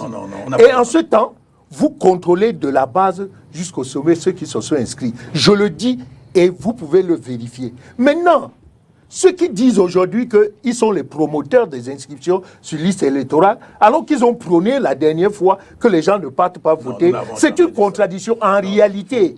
En réalité, reine. Les gens, ce que nous vivons aujourd'hui au Cameroun, c'est l'expression des partis politiques qui ont découragé, n'est-ce pas, les électeurs dans ce pays. Quand vous vous préparez à aller à une élection, et à une semaine, qu'on vous dise qu'on ne fait plus, que vous ne partez plus, vous posez la question de savoir, est-ce que votre parti-là est sérieux?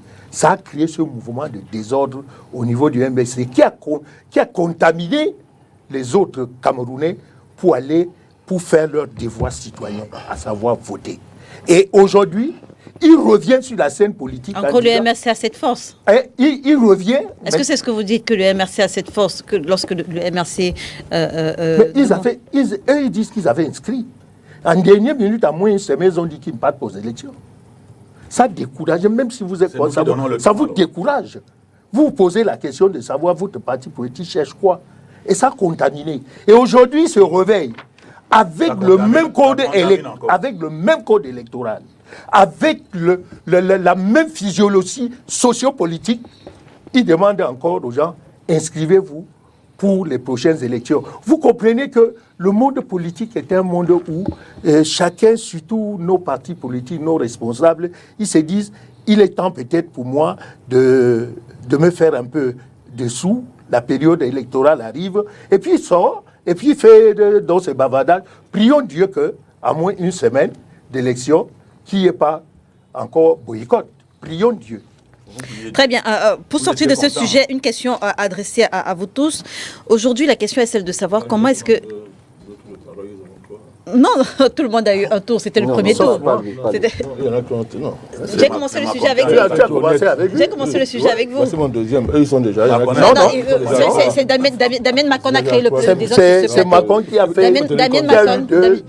Non, allez-y, vous aurez plus de temps de parole. Alors, je disais, pour sortir de ce sujet, comment est-ce qu'aujourd'hui, Elecam peut se servir de cet élan pour que l'engouement se ressente également au moment d'aller voter? Parce que si on se base sur l'élection de 2018, je le dis encore, 6 millions d'inscrits sur les listes électorales, uniquement 3 millions de personnes qui décident d'aller voter. Bon, il ne faut pas demander à Elecam de faire des choses qui dépassent sa structure. Ses missions? Non, pas ses missions, c'est dans ses missions. Mais je dis bien qu'il dépasse sa structure. C'est-à-dire? Je nuance les deux.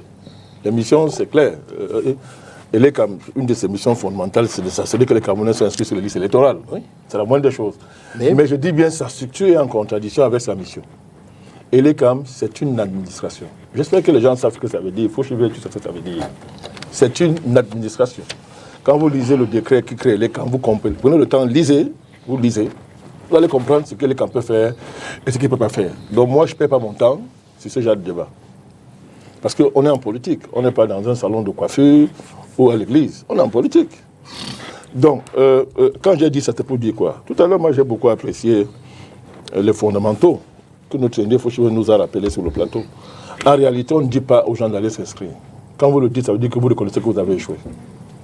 Dire aux gens d'aller s'inscrire sur le plan politique, c'est reconnaître qu'on a échoué. Mais vous avez dit tout à l'heure que vous également, vous dites à vos militants d'aller s'inscrire. Je le fais sans faire aucun bruit, ça a de la nuance. Pas pour dire que je ne fais aucun bruit. Parce que j'ai honte, je ne peux pas faire le bruit. Alors, faisons la politique, on se respecte un peu en politique. On se respecte un peu. Nous avons une grande idée de la politique. On achète les porte-voix. Cette grande idée fait qu'il y a des choses que moi je ne fais pas politiquement. Je ne fais pas certaines choses en politique. Madame Léla, la politique n'autorise pas tout et n'importe quoi. Il y a des limites. On a une grande idée de la politique, on ne s'autorise pas tout et n'importe quoi. Mais il y a d'autres dont la spécialité, c'est de faire de la politique tout et n'importe quoi. Tout à l'heure, j'y reviendrai. Donc, normalement, quand vous dites aux gens d'aller s'inscrire, c'est l'aveu d'un échec. C'est tout. C'est la preuve qu'il y a un désenchantement des Camerounais à l'égard de la politique. Ils n'y croient plus. Les Camerounais ne pensent pas que la politique peut avoir un impact sur leur vie. Les Camerounais ne pensent plus qu'en s'engageant en politique, ça va changer leur vie. Ils ne croient plus à ça. Quand ils croyaient ça, on a vu leur mobilisation. Il y a des moments où ils croient à ça. On ne les appelle pas dans la rue. On ne dit pas d'aller s'inscrire. Ils s'inscrivent massivement et ils s'organisent pour contrôler. Nous avons vu ça dans les 90, on a vécu ça en 97, dans une certaine mesure en 2008. Personne n'avait appelé les gens dans la rue. Personne n'avait dit de faire ça. Donc il y a un désenchantement à l'égard de la politique. Et là où je contredis mon aîné Fouchiwe, c'est que ce désenchantement n'est pas seulement le fait des partis d'opposition, comme vous avez tendance à le faire, pour vous dédouaner. C'est d'abord le fait du RDPC, qui en ayant les malheurs du pouvoir, n'a pas été en mesure de répondre aux attentes des Camerounais. Ça commence d'abord là-bas. Ça commence d'abord là-bas. Le premier responsable du désenchantement à l'égard de la politique, c'est l'État RDPC. Je m'abuse. Je nuance, hein, parce que ce n'est pas un État RDPC en tant que tel, mais je nuance. Non, tout à fait.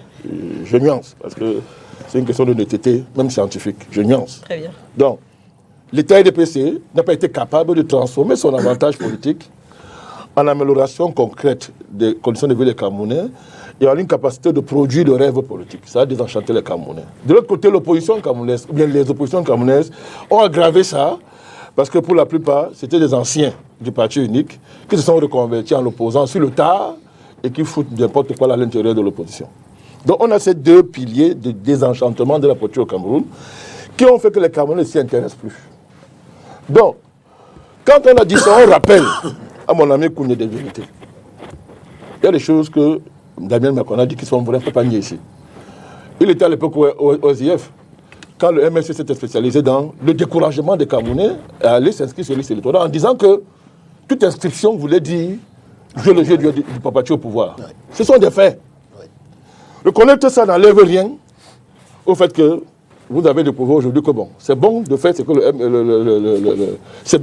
le PCNL a fait, Cabral Libya a fait il y a quelques années. Vraiment, la vérité n'est pas au contraire, ça grandit. Je veux dire, Emmanuel Kounié est le militant du MRC. Et il ne reconnaît pas ces paroles de son président national. Oui, mais qu'il reconnaisse au moins que Cabral a joué le rôle de premier sensibilisateur. Madame, allez-y. Madame Léla, oui. Est-ce que la vérité dépend des... En 96, on n'a pas sensibilisé les gens. Tu étais dans quel parti? Moi, je n'étais pas dans un parti. Tu étais où alors, à l'époque? En 96. Tu étais où? Je ne peux pas te dire. Allez-y. Dis donc ceci. Non, je veux dire, Emmanuel Kounié ne reconnaît pas ses paroles. La vérité ne dépend pas des humeurs de quelqu'un. C'est la vérité. Ce sont des faits incontestables. Pourquoi je vous dis que cette affaire, c'est une stratégie? Pourquoi? Parce que le MLC, pour moi, c'est un parti néo-fasciste. Ah bon? Ce sont des fascistes. Je vous dis pourquoi. Et ça me permet de revenir sur l'affaire des artistes. Tu es sérieux dans ce que tu dis là? Tu es responsable de ce que tu dis? J'ai peur de vous. Vous n'êtes pas des responsables. Nous sommes des fascistes. Moi, j'ai eu à affronter. Mon cher Kounié. Mon cher Kounié. Moi, quand je suis en face de vous. Qu'est-ce qui fait du MRC? Attendez, mais je vais vous démontrer. Oui. Quand je suis en face de vous, je regarde l'ancien membre du SDF et le nouveau membre du MRC. Je vous dis pourquoi. Parce que les choses que j'ai dit à l'époque, vous étiez au MRC. Vous étiez au SDF. Vous ne vous êtes pas intéressé à ça. Ça ne vous intéressait même pas. Oui. Moi, j'ai eu à affronter le fascisme de ce parti en 2018. C'est public. Pourquoi? J'ai été menacé de mort par les militants du MRC. Je vais les citer. Médaille, il peut... Non, on ne va pas citer. On va pas citer. Je veux jouer votre jeu. Je veux jouer votre jeu. Je veux jouer votre jeu. Je veux dire, on va pas citer. Il dit... Non, monsieur Kounié, je vous dis que je vous vois... Parce que tu pouvais faire quoi? Je vous vois sur 2 casquettes. L'ancien militant du SIF, qui n'est pas au fait de certaines choses, et le nouveau militant du MRC, mais s'il ne l'avait pas, tu ne me le dirais pas. Non, parce que tu dis qu'on tu le dis parce que tu sais que je l'ai. Non, mais avant 2018, votre président m'a écrit. Il a tout fait pour m'embarquer dans sa campagne. J'ai dit non. Toi, tu n'étais pas au MRC, donc tu ne connais pas ça. Vous devez dire que va doucement. Mais ça ne fait rien. Ne fais pas le zèle de nouveau converti. Non, je vous dis donc que on n'écrit pas à un vide. Oui, on peut écrire à tout le monde. Non, on n'écrit pas au vide. Il faut arrêter ça. La plus grande partie de votre campagne 2018 était basée sur le petit Banakani que je suis. Médaille l'hypothèse. C'est obligé de le citer. Je suis désolé. On ne va pas citer. On m'a menacé de mort en public. On va pas citer. Et il a dit, quand on prendra le pouvoir, on va finir avec toi. Non, on va pas. Non, je veux dire, Sosthène Médard Lipote n'est pas sur ce plateau. J'aimerais vraiment qu'on n'ait pas je peux citer les noms. D'autant plus que je ne peux pas. Vous m'avez demandé pourquoi c'est un parti. Je ne peux pas affirmer qu'effectivement qu'il vous est menacé de mort. Je ne peux pas l'affirmer. Poursuivons président Bandagani. Non, poursuivons. Allons-y. Moi, je respecte votre grande classe journalistique. Je comprends ce que vous êtes en train de faire. Comme il n'est pas là. Mais il faut me traiter de menteur. Je ne peux pas dire que c'est grave à mon vision pour rien. Il y a des faits, et Kounié sait que je dis la vérité parce qu'il est dans cette posture aujourd'hui et c'est bien. C'est bien.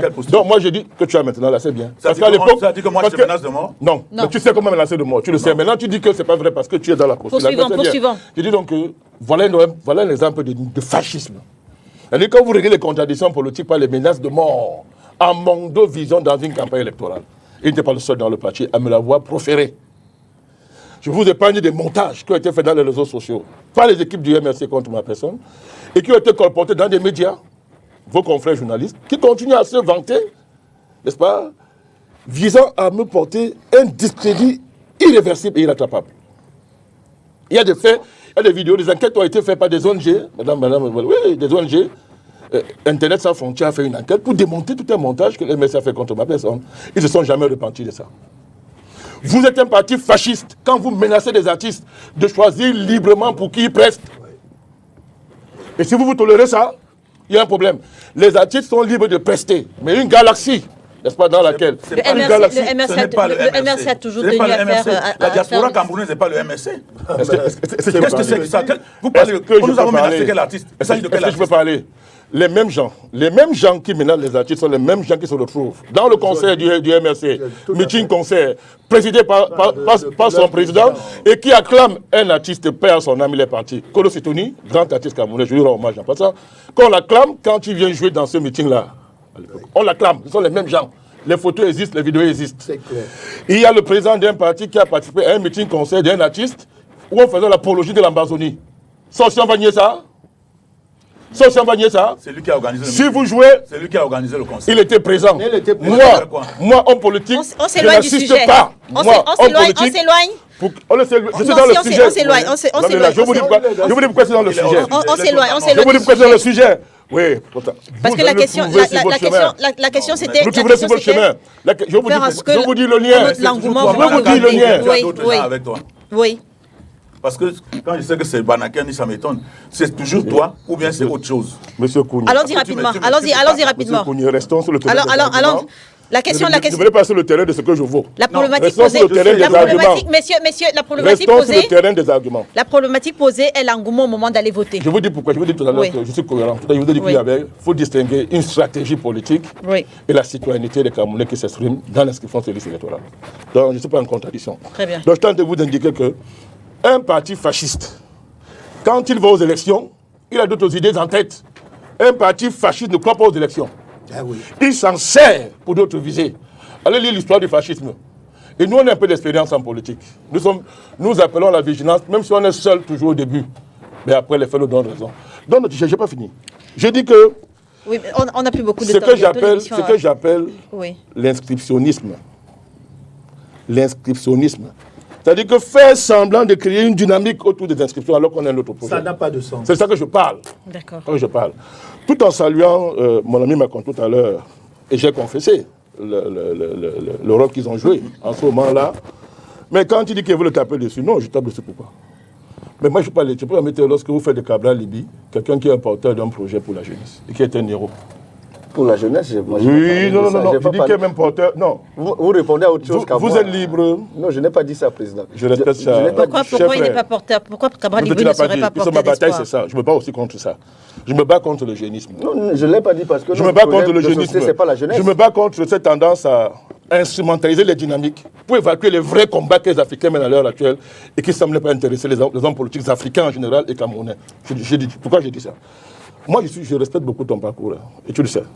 C'est-à-dire qu'un jeune entre en politique parce qu'il a vécu un événement incarné par quelqu'un, nous sommes tous passés par là.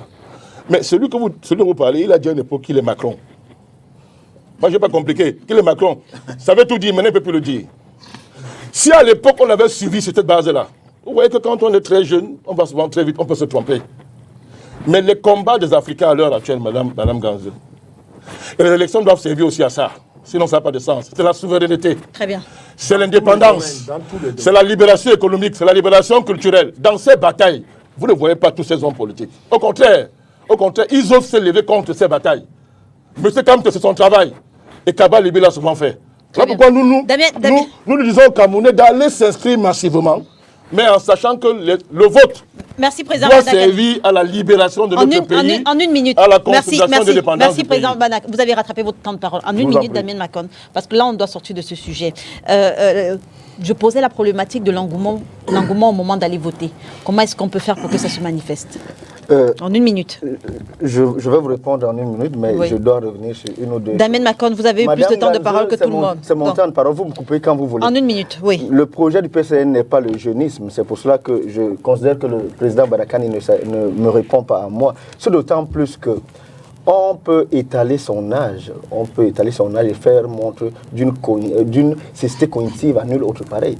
Vous êtes sur un plateau de télévision en train de dire au RDPC et à Elecam que lorsque nous vous appelons sur le terrain pour inscrire les gens sur les listes électorales, nous faisons la campagne. Parce que nous présentons le projet de système de Maurice Kamto. Résultat des courses, demain matin, Elecam, qui ne doit pas participer aux activités politiques d'un parti politique, va se rebiffer et dire je ne vous accompagne pas. Et c'est vous Il qui faut l'avez être dit. intelligent lorsqu'on dit un certain nombre de c'est ce choses. qu'il a dit. Ça, c'est la première chose. L'impuissance apprise a commencé dans ce pays en 1992, lorsqu'après avoir gagné, ni John Frundi ne s'est pas fait accompagner pour réclamer sa victoire. Depuis lors, les Camerounais se sont dit, il ne sert à rien de voter, parce qu'on a voté pour Frondi, quelqu'un d'autre a pris le pouvoir. Il a raison, le président Badakani, lorsqu'il dit que le RDPC et certains partis politiques d'opposition, surtout ceux qui ont dit pendant longtemps qu'il ne sert à rien de s'inscrire. S'inscrire, c'est faire le jeu du RDPC, ont participé à ce que la situation actuelle, le désenchantement des Camerounais vis-à-vis de la politique soit réel. Aujourd'hui, il est question pour nous de dire aux Camerounais que s'inscrire sur la liste électorale n'est pas une activité qui participe à orienter quelqu'un vers un parti politique. C'est d'ailleurs malicieux de dire que lorsque vous demandez aux gens de venir s'inscrire sur les listes électorales, vous faites votre campagne là sur place. C'est malicieux et c'est imprudent. Comment faire en sorte que l'engouement se ressente au moment d'aller voter? En 1 minute, c'est la question que je pose. Ce que j'ai constaté, Madame Ganze, c'est que ma femme, ma voisine, mes frères et sœurs dans mon quartier ont compris que le chemin que prend Makon Maoum tous les jours pour aller prendre des risques à la télévision n'est pas un chemin, je ne peux plus faire cavalier solitaire.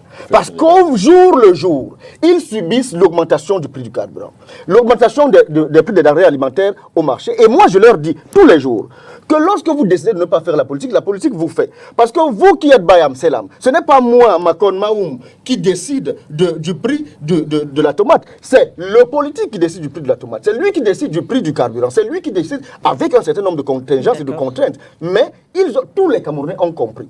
Maintenant, les artistes aidants, les influenceurs aidants, les partis politiques aidants, on va arriver à ce que nous appelons techniquement le mot m'échappe. En fait, nous voulons atteindre une masse critique. Voilà, une masse critique. Je répète et je redis aux Camerounais, si vous avez 2 enfants, un est très intelligent, il a 19,5 sur 20. Un autre a 10 sur 20. Le père de celui qui a eu 10 sur 20 vient vous voir.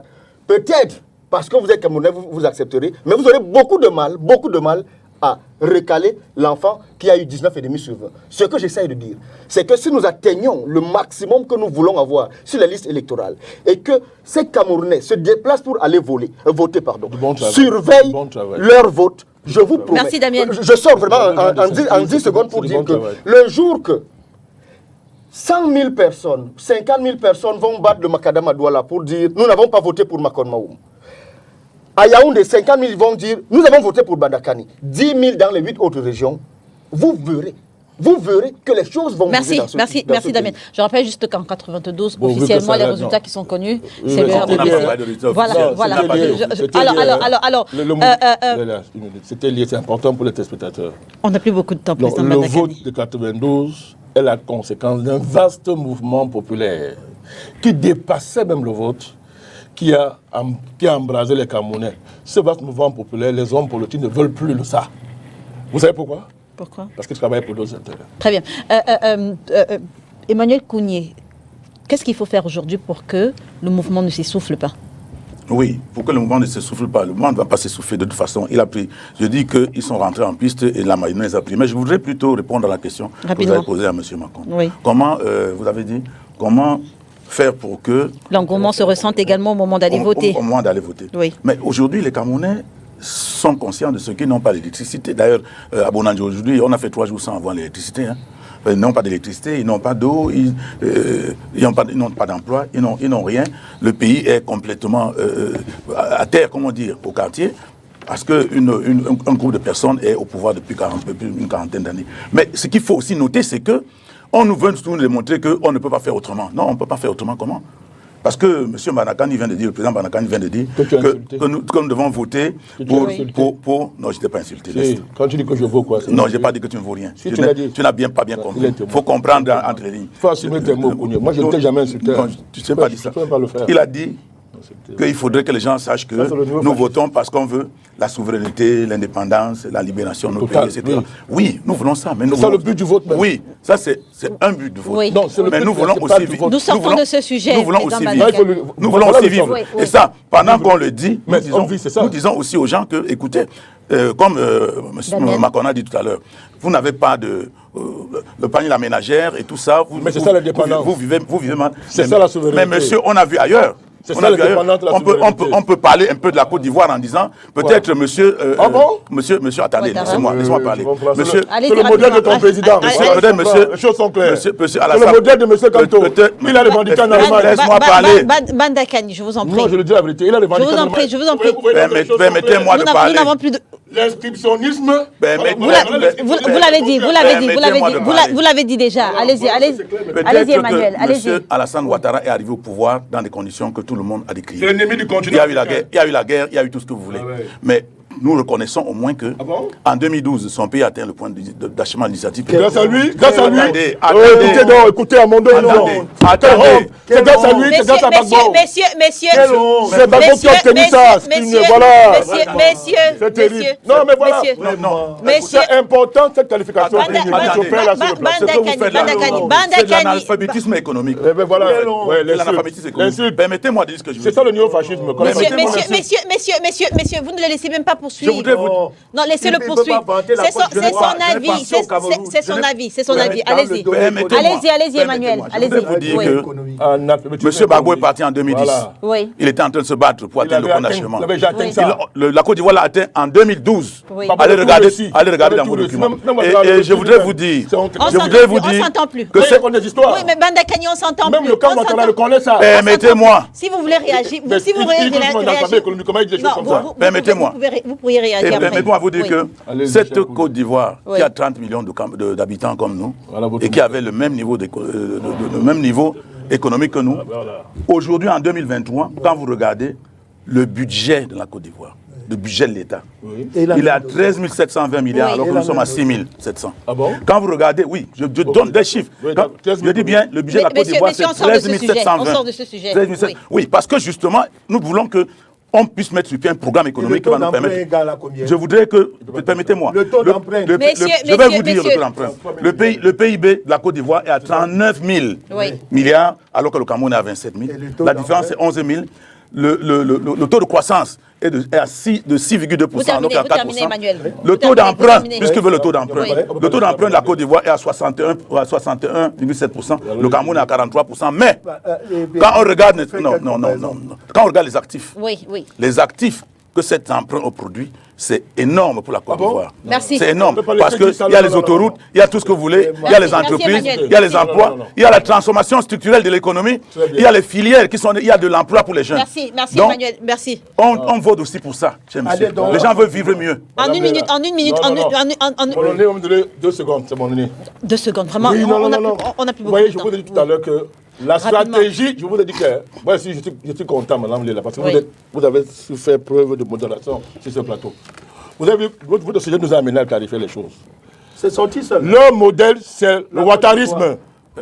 C'est ça qui masque derrière l'inscriptionnisme. C'est ça qui masque derrière ça. Le monde entier a compris. Je parle de l'économie de la Côte d'Ivoire. C'est le modèle de ton patron politique. Je parle de l'économie de la Côte d'Ivoire. Et tu viens de vanter le modèle le plus honteux au monde. Tu vantes ça. Je te rappelle, Kougné. Et tu je vous ai donné les chiffres, non? Non. Ces chiffres, non. D'abord, tu sais que croissance ne veut pas dire de développement. Oui, voilà, tu le sais. Le budget, au moins, c'est quoi? Non. Si vous voulez. C'est toi l'économiste. Tu sais très bien, Kougné, que la croissance ne veut pas dire développement. Tu sais très bien que le PIB ne signifie pas grand-chose. Comment ça se fait? Quels sont les indicateurs? Qu'est-ce qui signifie grand-chose? C'est l'agrégat. Il y a d'autres agrégats qui renseignent suffisamment sur le niveau de, par exemple, IDH, par exemple. Non, c'est pas le seul. Si tu prends une analyse économique à partir du PIB, tu la prends à partir du PNB, c'est pas la même chose. Tu le sais très bien. Le budget de l'État. Je dis ceci. Non, ça ne veut rien dire, c'est relatif, ça ne veut rien dire. Très bien. Parce que si tu prends un budget, écoute, le modèle de m'a parlé. La Côte d'Ivoire est à 33 000 milliards de dettes. 33 000 milliards de dettes, écoute bien. Et les capacités de remboursement sont quasi inexistantes. Voilà. Malgré tes joyaux que tu célèbres là. Ça, écoute bien. Il y a une étude, écoute bien. Il y a une étude de la Banque africaine de développement qui est sortie il y a 1 an, comparant justement la Côte d'Ivoire et le Cameroun. Je l'ai, M. Kougné. Je te le donne. Cette étude, tu connais la conclusion? Que les 2 pays ne sont pas comparables. Merci. Non, c'est comparable, pas laisser ça. Mais là où tu as raison, là où tu as raison, c'est que tu viens de nous dire à mon vision que votre projet néo-fasciste. Merci C'est le Bandakani. ouattarisme. Merci Bandakani. C'est ça votre modèle. Merci messieurs. La négation de l'Afrique. Non. On va prendre la transition. La négation de l'idéal politique. On va prendre la transition. Si tu viens faire le communisme.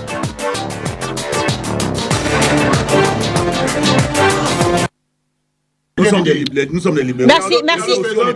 Tu as la bonne école de Maurice Kamto en politique. Bandakani, je vous en prie.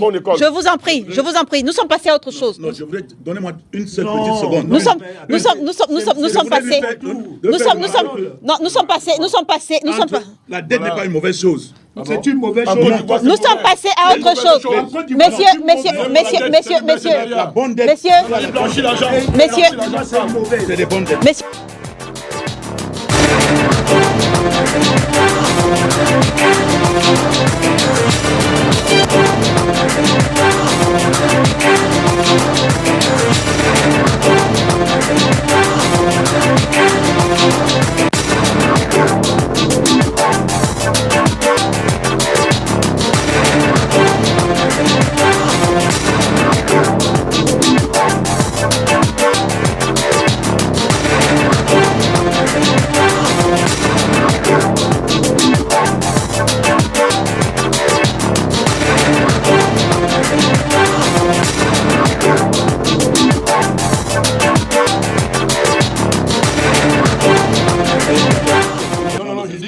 Votre parti, c'est un parti néo-fasciste. Et le tien est comment? Le tien. Tu n'as même pas un programme. Ton programme est où? Merci. Pendant ce temps, en Berthois, le Conseil national de la jeunesse organise le concours du plus beau chien. Pendant qu'on parle, vous avez pu voir les passions des uns et des autres lorsqu'on parle d'élections, lorsqu'on parle de scrutin. Alors, Édouard Fauchivet, on repart rapidement avec vous. J'aimerais savoir comment est-ce que vous analysez cette initiative du Conseil national de la jeunesse, notamment dans le contexte actuel. Oui, permettez-moi quand même de dire un mot pour faire comprendre aux téléspectateurs que je suis gêné en tant que logisticien lorsqu'on fait une comparaison de mon pays avec la Côte d'Ivoire. Je m'attendais à ce que le Cameroun soit félicité du fait que le Cameroun ayant vu venir, n'est-ce pas, ce concept de désordre mondial au niveau de l'économie africaine, a su ne pas confirmer, n'est-ce pas, les alliances de 1960. Ce qui fait que, à ce jour où je vous parle, la Côte d'Ivoire qui est vantée aujourd'hui au Cameroun et à la STV vend le cacao à 1200 francs lorsque nous vendons notre cacao à 5000. Et je vous l'ai promis, Je messieurs. voulais juste... Non, je l'ai dit quand j'ai dit ça. Oui, et je vous l'ai promis, si vous voulez, on va organiser. C'était juste... Emmanuel Kounié, si vous voulez, messieurs, voilà. Je conclus de là. Messieurs, on va pas revenir là-dessus. J'ai conclu, voilà. Voilà. Je conclus en disant que... s'il vous plaît. On organisera une émission, et on fera la comparaison entre les deux pays. Je conclus donc en disant que lorsque j'ai dit ça, c'était pour faire comprendre que quelqu'un ne peut pas être le meilleur producteur d'un produit et au niveau du coût de vente soit complètement 5 fois inférieur à celui qui... Vous l'avez dit. Maintenant, allons-y rapidement. Donc, ce n'est pas un pays d'économie. Allons-y rapidement. On parle du Conseil national de la jeunesse. Par rapport à votre question... On parle du Conseil national de la jeunesse qui organise en ce moment à Berthois. Emmanuel, par rapport à votre question... Oui, le Conseil national de la jeunesse. Oui. Lorsque j'ai parcouru cette information, je me suis posé d'abord une question. D'abord, le président du conseil est docteur vétérinaire. Oui.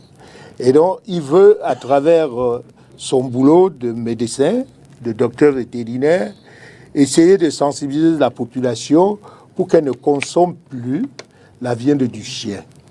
Et je pense que pour être docteur vétérinaire et demander qu'une tradition soit complètement annulée, il s'est mal pris. il s'est mal pris parce que le concours du meilleur chien ne va pas faire en sorte que Macron et moi qui consommons la viande de chien puissent arrêter de consommer les chiens. Mais est-ce que ce sont là les missions du Conseil national de la jeunesse? J'arrive donc. Oui. C'est là où je veux donner le fond pour que les téléspectateurs comprennent que c'est une histoire qui veut détruire une tradition. La proposition du président du Conseil de jeunesse veut détruire une tradition. On ne peut pas détruire une tradition par ce genre de données. Donc, il s'est complètement cogné le pied, comme les autres partis politiques aujourd'hui qui inscrivent en bavardant. Donc, je pense qu'il reste président du Conseil et qu'il ne signe plus président du Conseil docteur vétérinaire. Parce que cette histoire m'a beaucoup gêné de voir un docteur vétérinaire qui ne prend pas au sérieux son boulot. Parce que en tant que vétérinaire, il aurait sensibilisé la population. Il ne prend pas lequel de ses boulots il ne prend pas au sérieux? Le docteur vétérinaire. Docteur vétérinaire ou bien président du Conseil national de la jeunesse? D'abord du docteur vétérinaire. Le docteur vétérinaire est un médecin des animaux.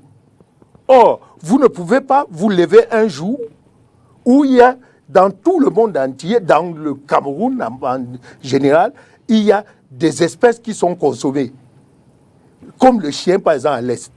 Donc vous détruisez une tradition. Or, le pangolin n'est pas consommé peut-être ailleurs. En fait, la question peut-être que je la pose mal. Qu'est-ce qui vous dérange? Est-ce que c'est le fait qu'il essaye de protéger les chiens ou alors c'est le fait que en ce moment précis où les Camerounais sont mobilisés autour d'autres enjeux, la priorité pour lui? C'est là où je voulais donc déboucher pour on y va rapidement. Le président du Conseil de jeunesse a autre chose à faire, à sensibiliser les jeunes aujourd'hui à faire autre chose que de faire la fête. Pour moi, c'est une fête. Très bien. C'est une fête pour déterminer le meilleur chien. Le plus beau chien va jouer quel rôle au niveau des inscriptions sur liste électorale. Donc la jeunesse constitue aujourd'hui la plateforme déterminante pour l'élection. Je ne comprends pas et je me dis qu'il s'est complètement... Damien Macon, je rappelle qu'on parle d'une région où on a décrié le travail des enfants, où on parle d'une jeunesse désœuvrée, on parle beaucoup de prostitution avec notamment le corridor Douala-Bangui.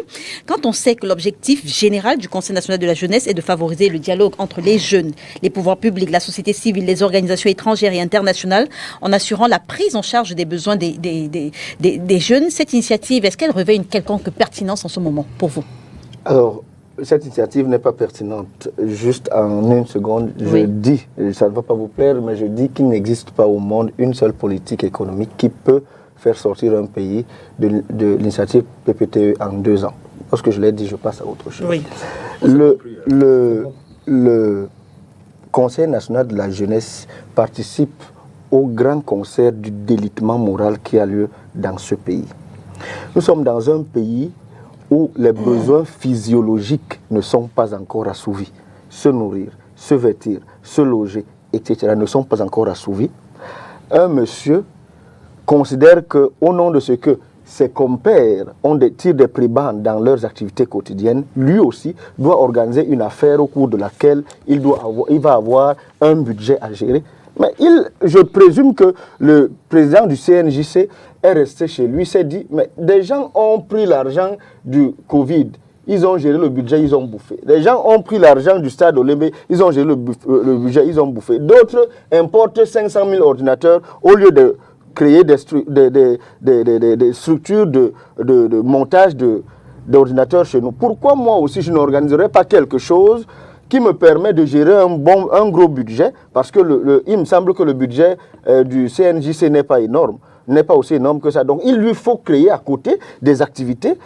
Il se demande pourquoi est-ce qu'un inspecteur de douane, un inspecteur des impôts doit avoir des avantages et pas moi. Et donc il crée une sorte je ne veux pas utiliser le mot, pour pouvoir aussi avoir quelques prébendes. Les missions du CNCC sont de 3 ordres.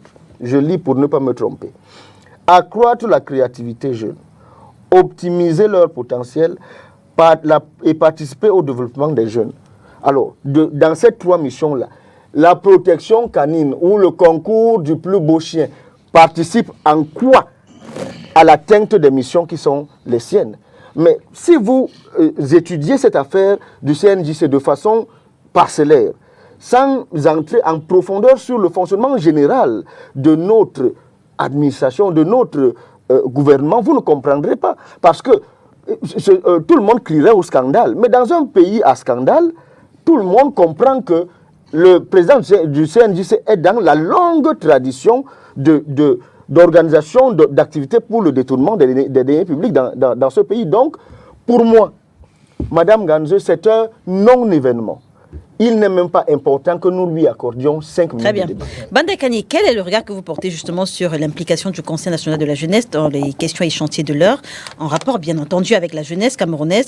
Je rappelle que le CNJC a pour but la promotion et l'épanouissement des jeunes au Cameroun par un rôle consultatif, proactif et représentatif auprès des institutions nationales et internationales sur les questions jeunes, bien sûr. Mais le meilleur prisme pour analyser l'implication de ce fameux conseil, c'est le comportement de son président. Président de Berthold Ier. Sa priorité, c'est les chiens.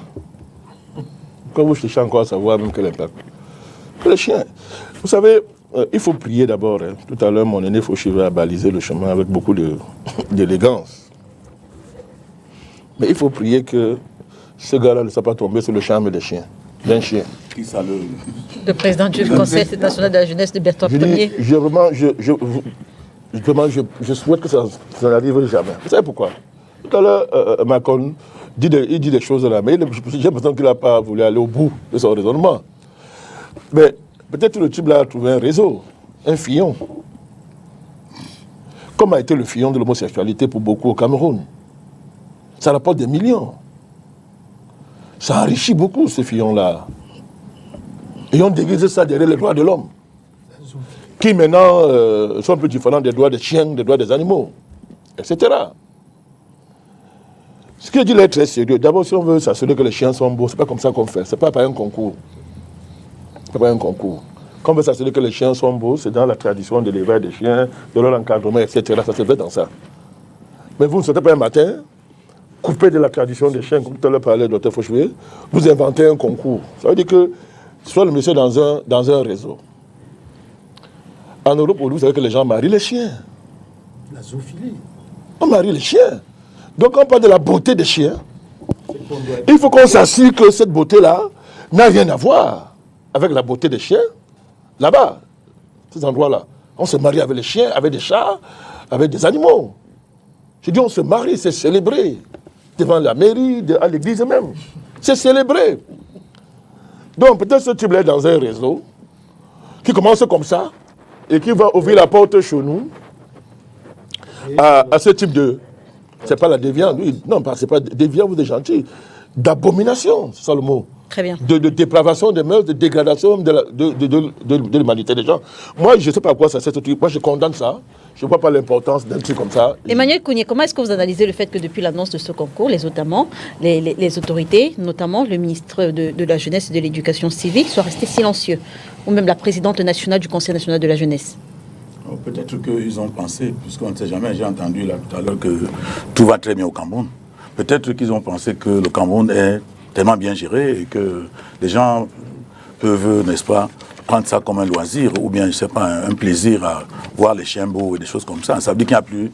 Tous les problèmes ont été réglés et que, bon, on peut se distraire en regardant les chiens, voir comment ils sont beaux, etc. Ça veut dire que tous les problèmes sont résolus. Moi, je crois peut-être que ça va dans ce sens. Il n'y a que ça.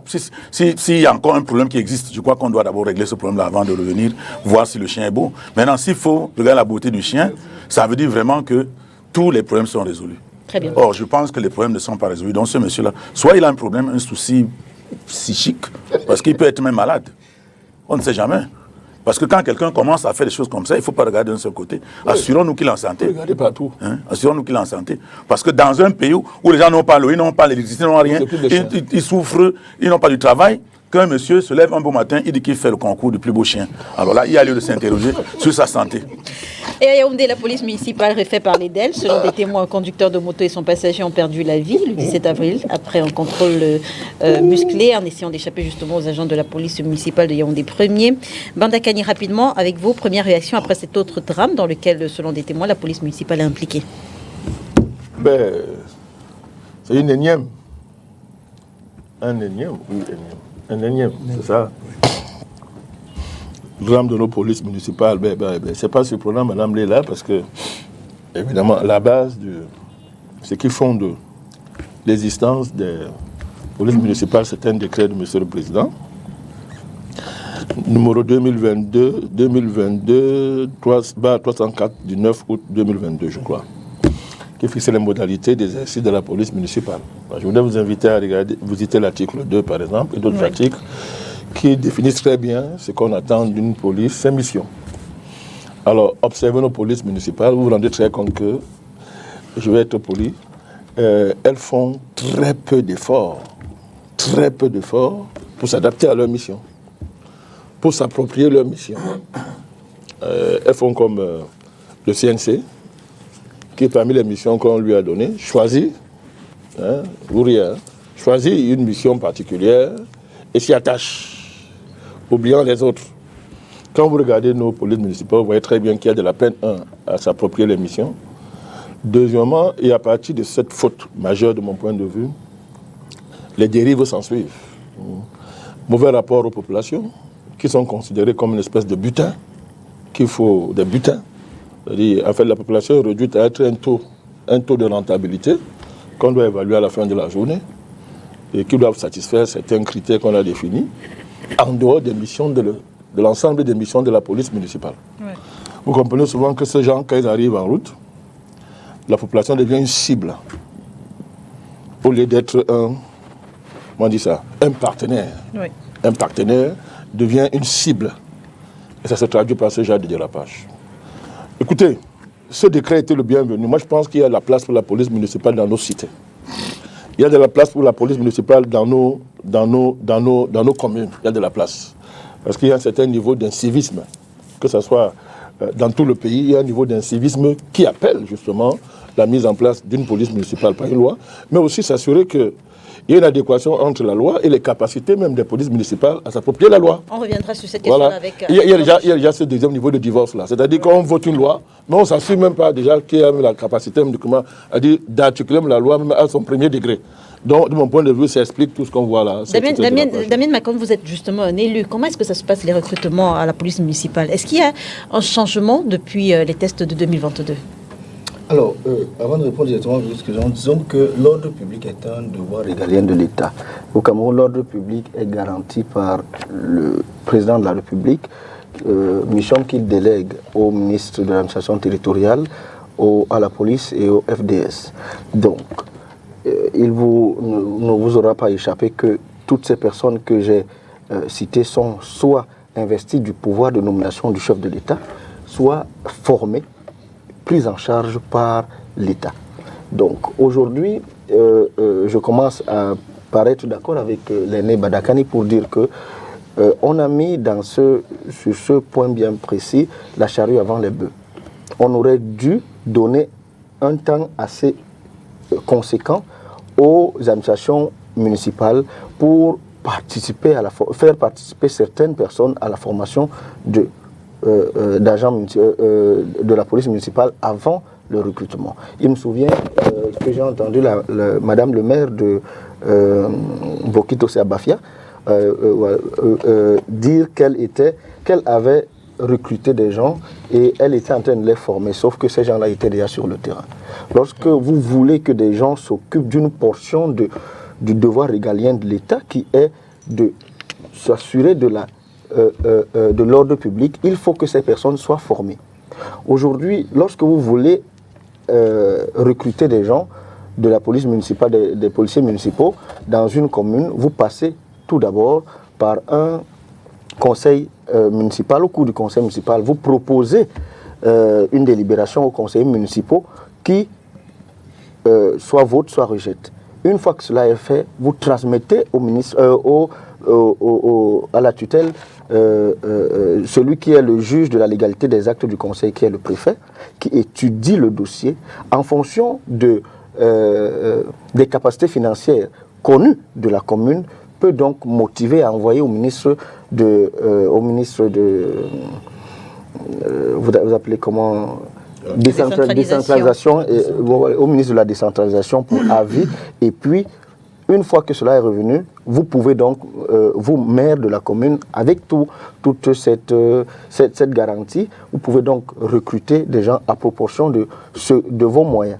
Donc voilà comment ça se passe sur le terrain. Sauf que lorsque vous voulez recruter, je le répète, il faut vous rassurer de recruter des gens qui sont passés par la phase de formation parce qu'ils ont à se mettre en friction quelquefois avec des personnes qui n'ont pas le même niveau de formation.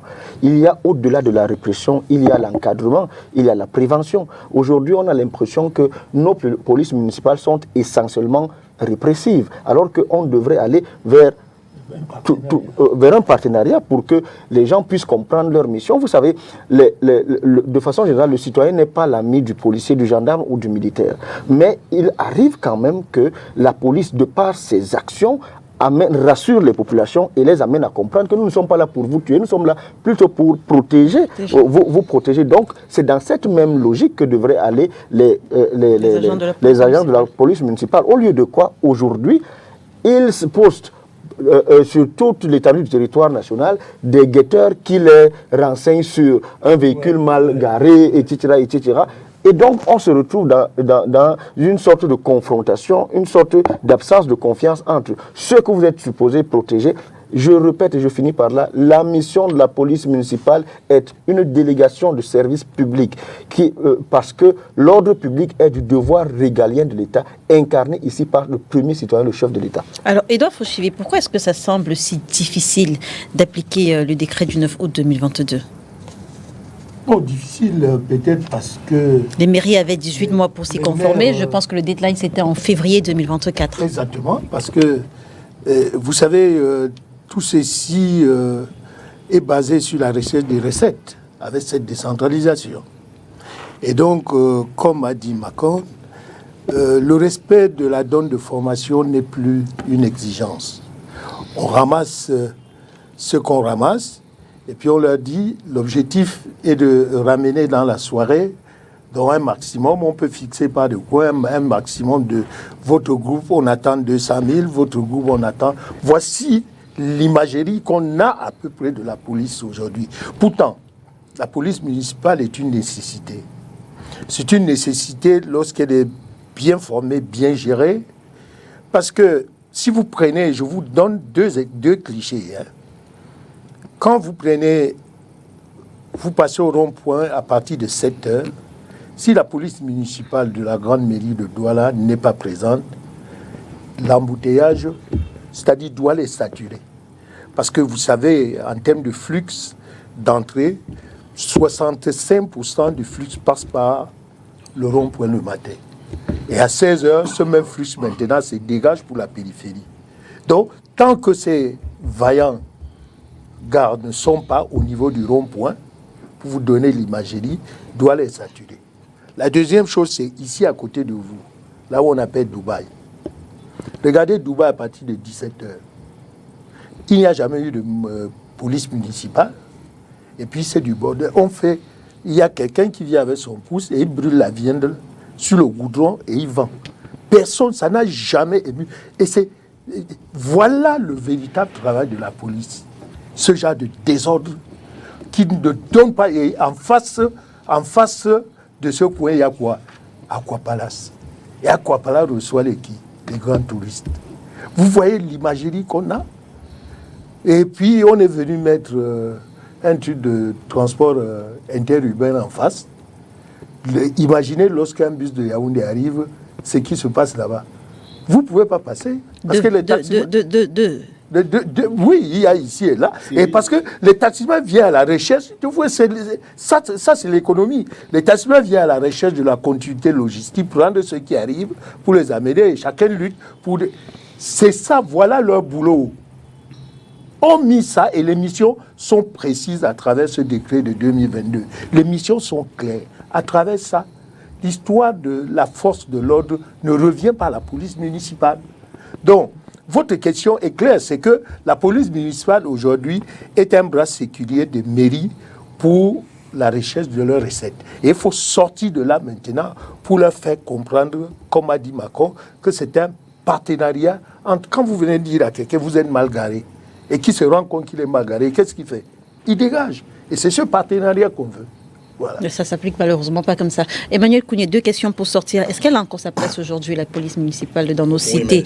Et est-ce que si appliquer le décret du 9 août 2022, est-ce qu'il peut résoudre le problème et nous éviter ce type de situation? Non, je crois que la police municipale a sa place. Elle a vraiment sa place et il faudrait plutôt voir dans quelle mesure essayer de la moderniser, de préparer les policiers municipaux. Et je voudrais, parce que j'ai suivi M. Atangandji, le ministre de l'administration territoriale, hier dire que les policiers municipaux ne vont plus sortir. C'est-à-dire que pour les déployer sur le terrain, il faut avoir l'autorisation du préfet. Alors moi, je ne comprends pas. S'il y a l'autorisation du préfet qui doit avoir un incident comme ce qu'il y a eu hier, est-ce que ça va empêcher? Je suis d'accord, mais est-ce que ça va empêcher l'incident d'avoir lieu? Donc, moi, je crois qu'il ne faut pas chercher, ce n'est pas ça la solution au problème. La solution au problème, c'est qu'il faut tout simplement essayer, compte tenu du fait que nous avons assisté à un incident malheureux, quelque part, considérer ça comme un cas d'école. Il y a un an, c'était à Douala, le 17 Oui, même la police de l'État, il y a des incidents partout, de temps en temps. Nous avons fait des marches, les gens ont tiré sur les militants à bout portant. Ça, c'était mais ce n'était pas autorisé, personne leur a dit de tirer sur les pieds des gens, etc. Donc tout ça, c'est des incidents qui peuvent arriver. Mais quand ça arrive, on ne doit pas remettre en question, n'est-ce pas, l'existence ou bien la police municipale en tant que telle. On doit tout simplement réfléchir sur comment faire pour que ces gars soient mieux préparés, pour que à l'avenir, les choses se passent un peu différemment. Et puis, même si vous formez les gens, ils peuvent toujours poser des actes. Il faudrait que les gens qui posent des actes soient punis. Parce que si les gens posent des actes, ils sont punis, les autres comprendront que si c'est délibérant qui pose des actes, ils feront attention et puis les choses vont marcher, vont aller tout seuls. Donc ce n'est pas un cas spécifique de la police municipale. Je dis, même la police de l'État, si on donne ce travail, même la police de l'État, ce qui est arrivé peut arriver. Ce qui est arrivé là peut arriver. Donc, que les gens soient mieux formés et que quand les gens posent certains actes qui vont au-delà, n'est-ce pas, de leurs prérogatives, qu'on les sanctionne. Juste en 30 secondes. Le jour où on va retirer de la main de la police municipale le fait de la recherche de recettes communales, c'est tout le problème. Parce qu'ils font leur tontine journalière et leur tontine hebdomadaire à travers ce travail. On va donner ça. J'ai dit leur tontine. Non, j'ai dit, on va retirer ces prérogatives, on va donner peut-être. Ils n'ont pas le droit, ce n'est pas leur travail. C'est pas leur. Encadrer les agents Monsieur Kounié, le décret est clair. Si Monsieur Macron est mal stationné, je lui donne un document de procès verbal et puis c'est tout. J'échange avec lui, je prends la photocopie sa carte d'identité, je prends son numéro de téléphone, je n'arrête pas M. Macron. M. Macron, on va l'appeler un jour et il va venir à la réception. Il parle de la présidence. Ce n'est pas possible. Que dit la loi? À Yaoundé, les gendarmes ils ne sont pas là pour recouvrer.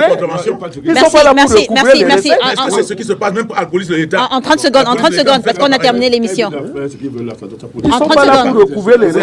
Allez-y. Il ne faut pas donner 5 francs à un agent de la police municipale. Il faut donner 5 francs à un policier de l'État. Merci Edouard Fauchivé. Merci Emmanuel Kounié. Oui, rapidement. Oui, juste en 30 secondes, je rappelle qu'il est élu. Oui, je voulais faire une précision. Ouais, la police, oui. D'accord. La police municipale est. Allez-y. Je voulais faire une précision. Allez-y. Je voulais faire une précision sur ce que j'ai dit tantôt. La police municipale est chargée du bon ordre public, pas de l'ordre public. Du bon ordre public, ça c'est la première chose. La deuxième chose, le décret numéro 2022/345 dit en son article 18, si je ne m'abuse, qu'un décret, je veux dire, d'application sera, et le décret d'application est toujours attendu. Il me semble, si ce n'est pas l'article 18, mais ça existe. Malheureusement, le décret n'est pas encore venu. Ça peut aussi créer quelques dysfonctionnements. Peut-être que les gars n'ont pas encore... Mais ma concrète... Non, l'article 18. Non, c'est pas l'article 18. L'article 18 dit autre chose. Merci Emmanuel. Emmanuel Kounié, merci d'avoir accepté notre invitation ce dimanche. Merci à vous, Damien Macon. Merci, Président Badakani. Merci, Edouard Fauchivé, d'avoir été avec nous ce dimanche. Mesdames et messieurs, merci de nous avoir suivis. L'émission est rediffusée ce soir lorsqu'il sera 21h30. Demain lundi, lorsqu'il sera 13h30. On se retrouve dimanche prochain sur les antennes de Spectrum Télévision, si bien sûr Dieu le veut. Bon dimanche à tous.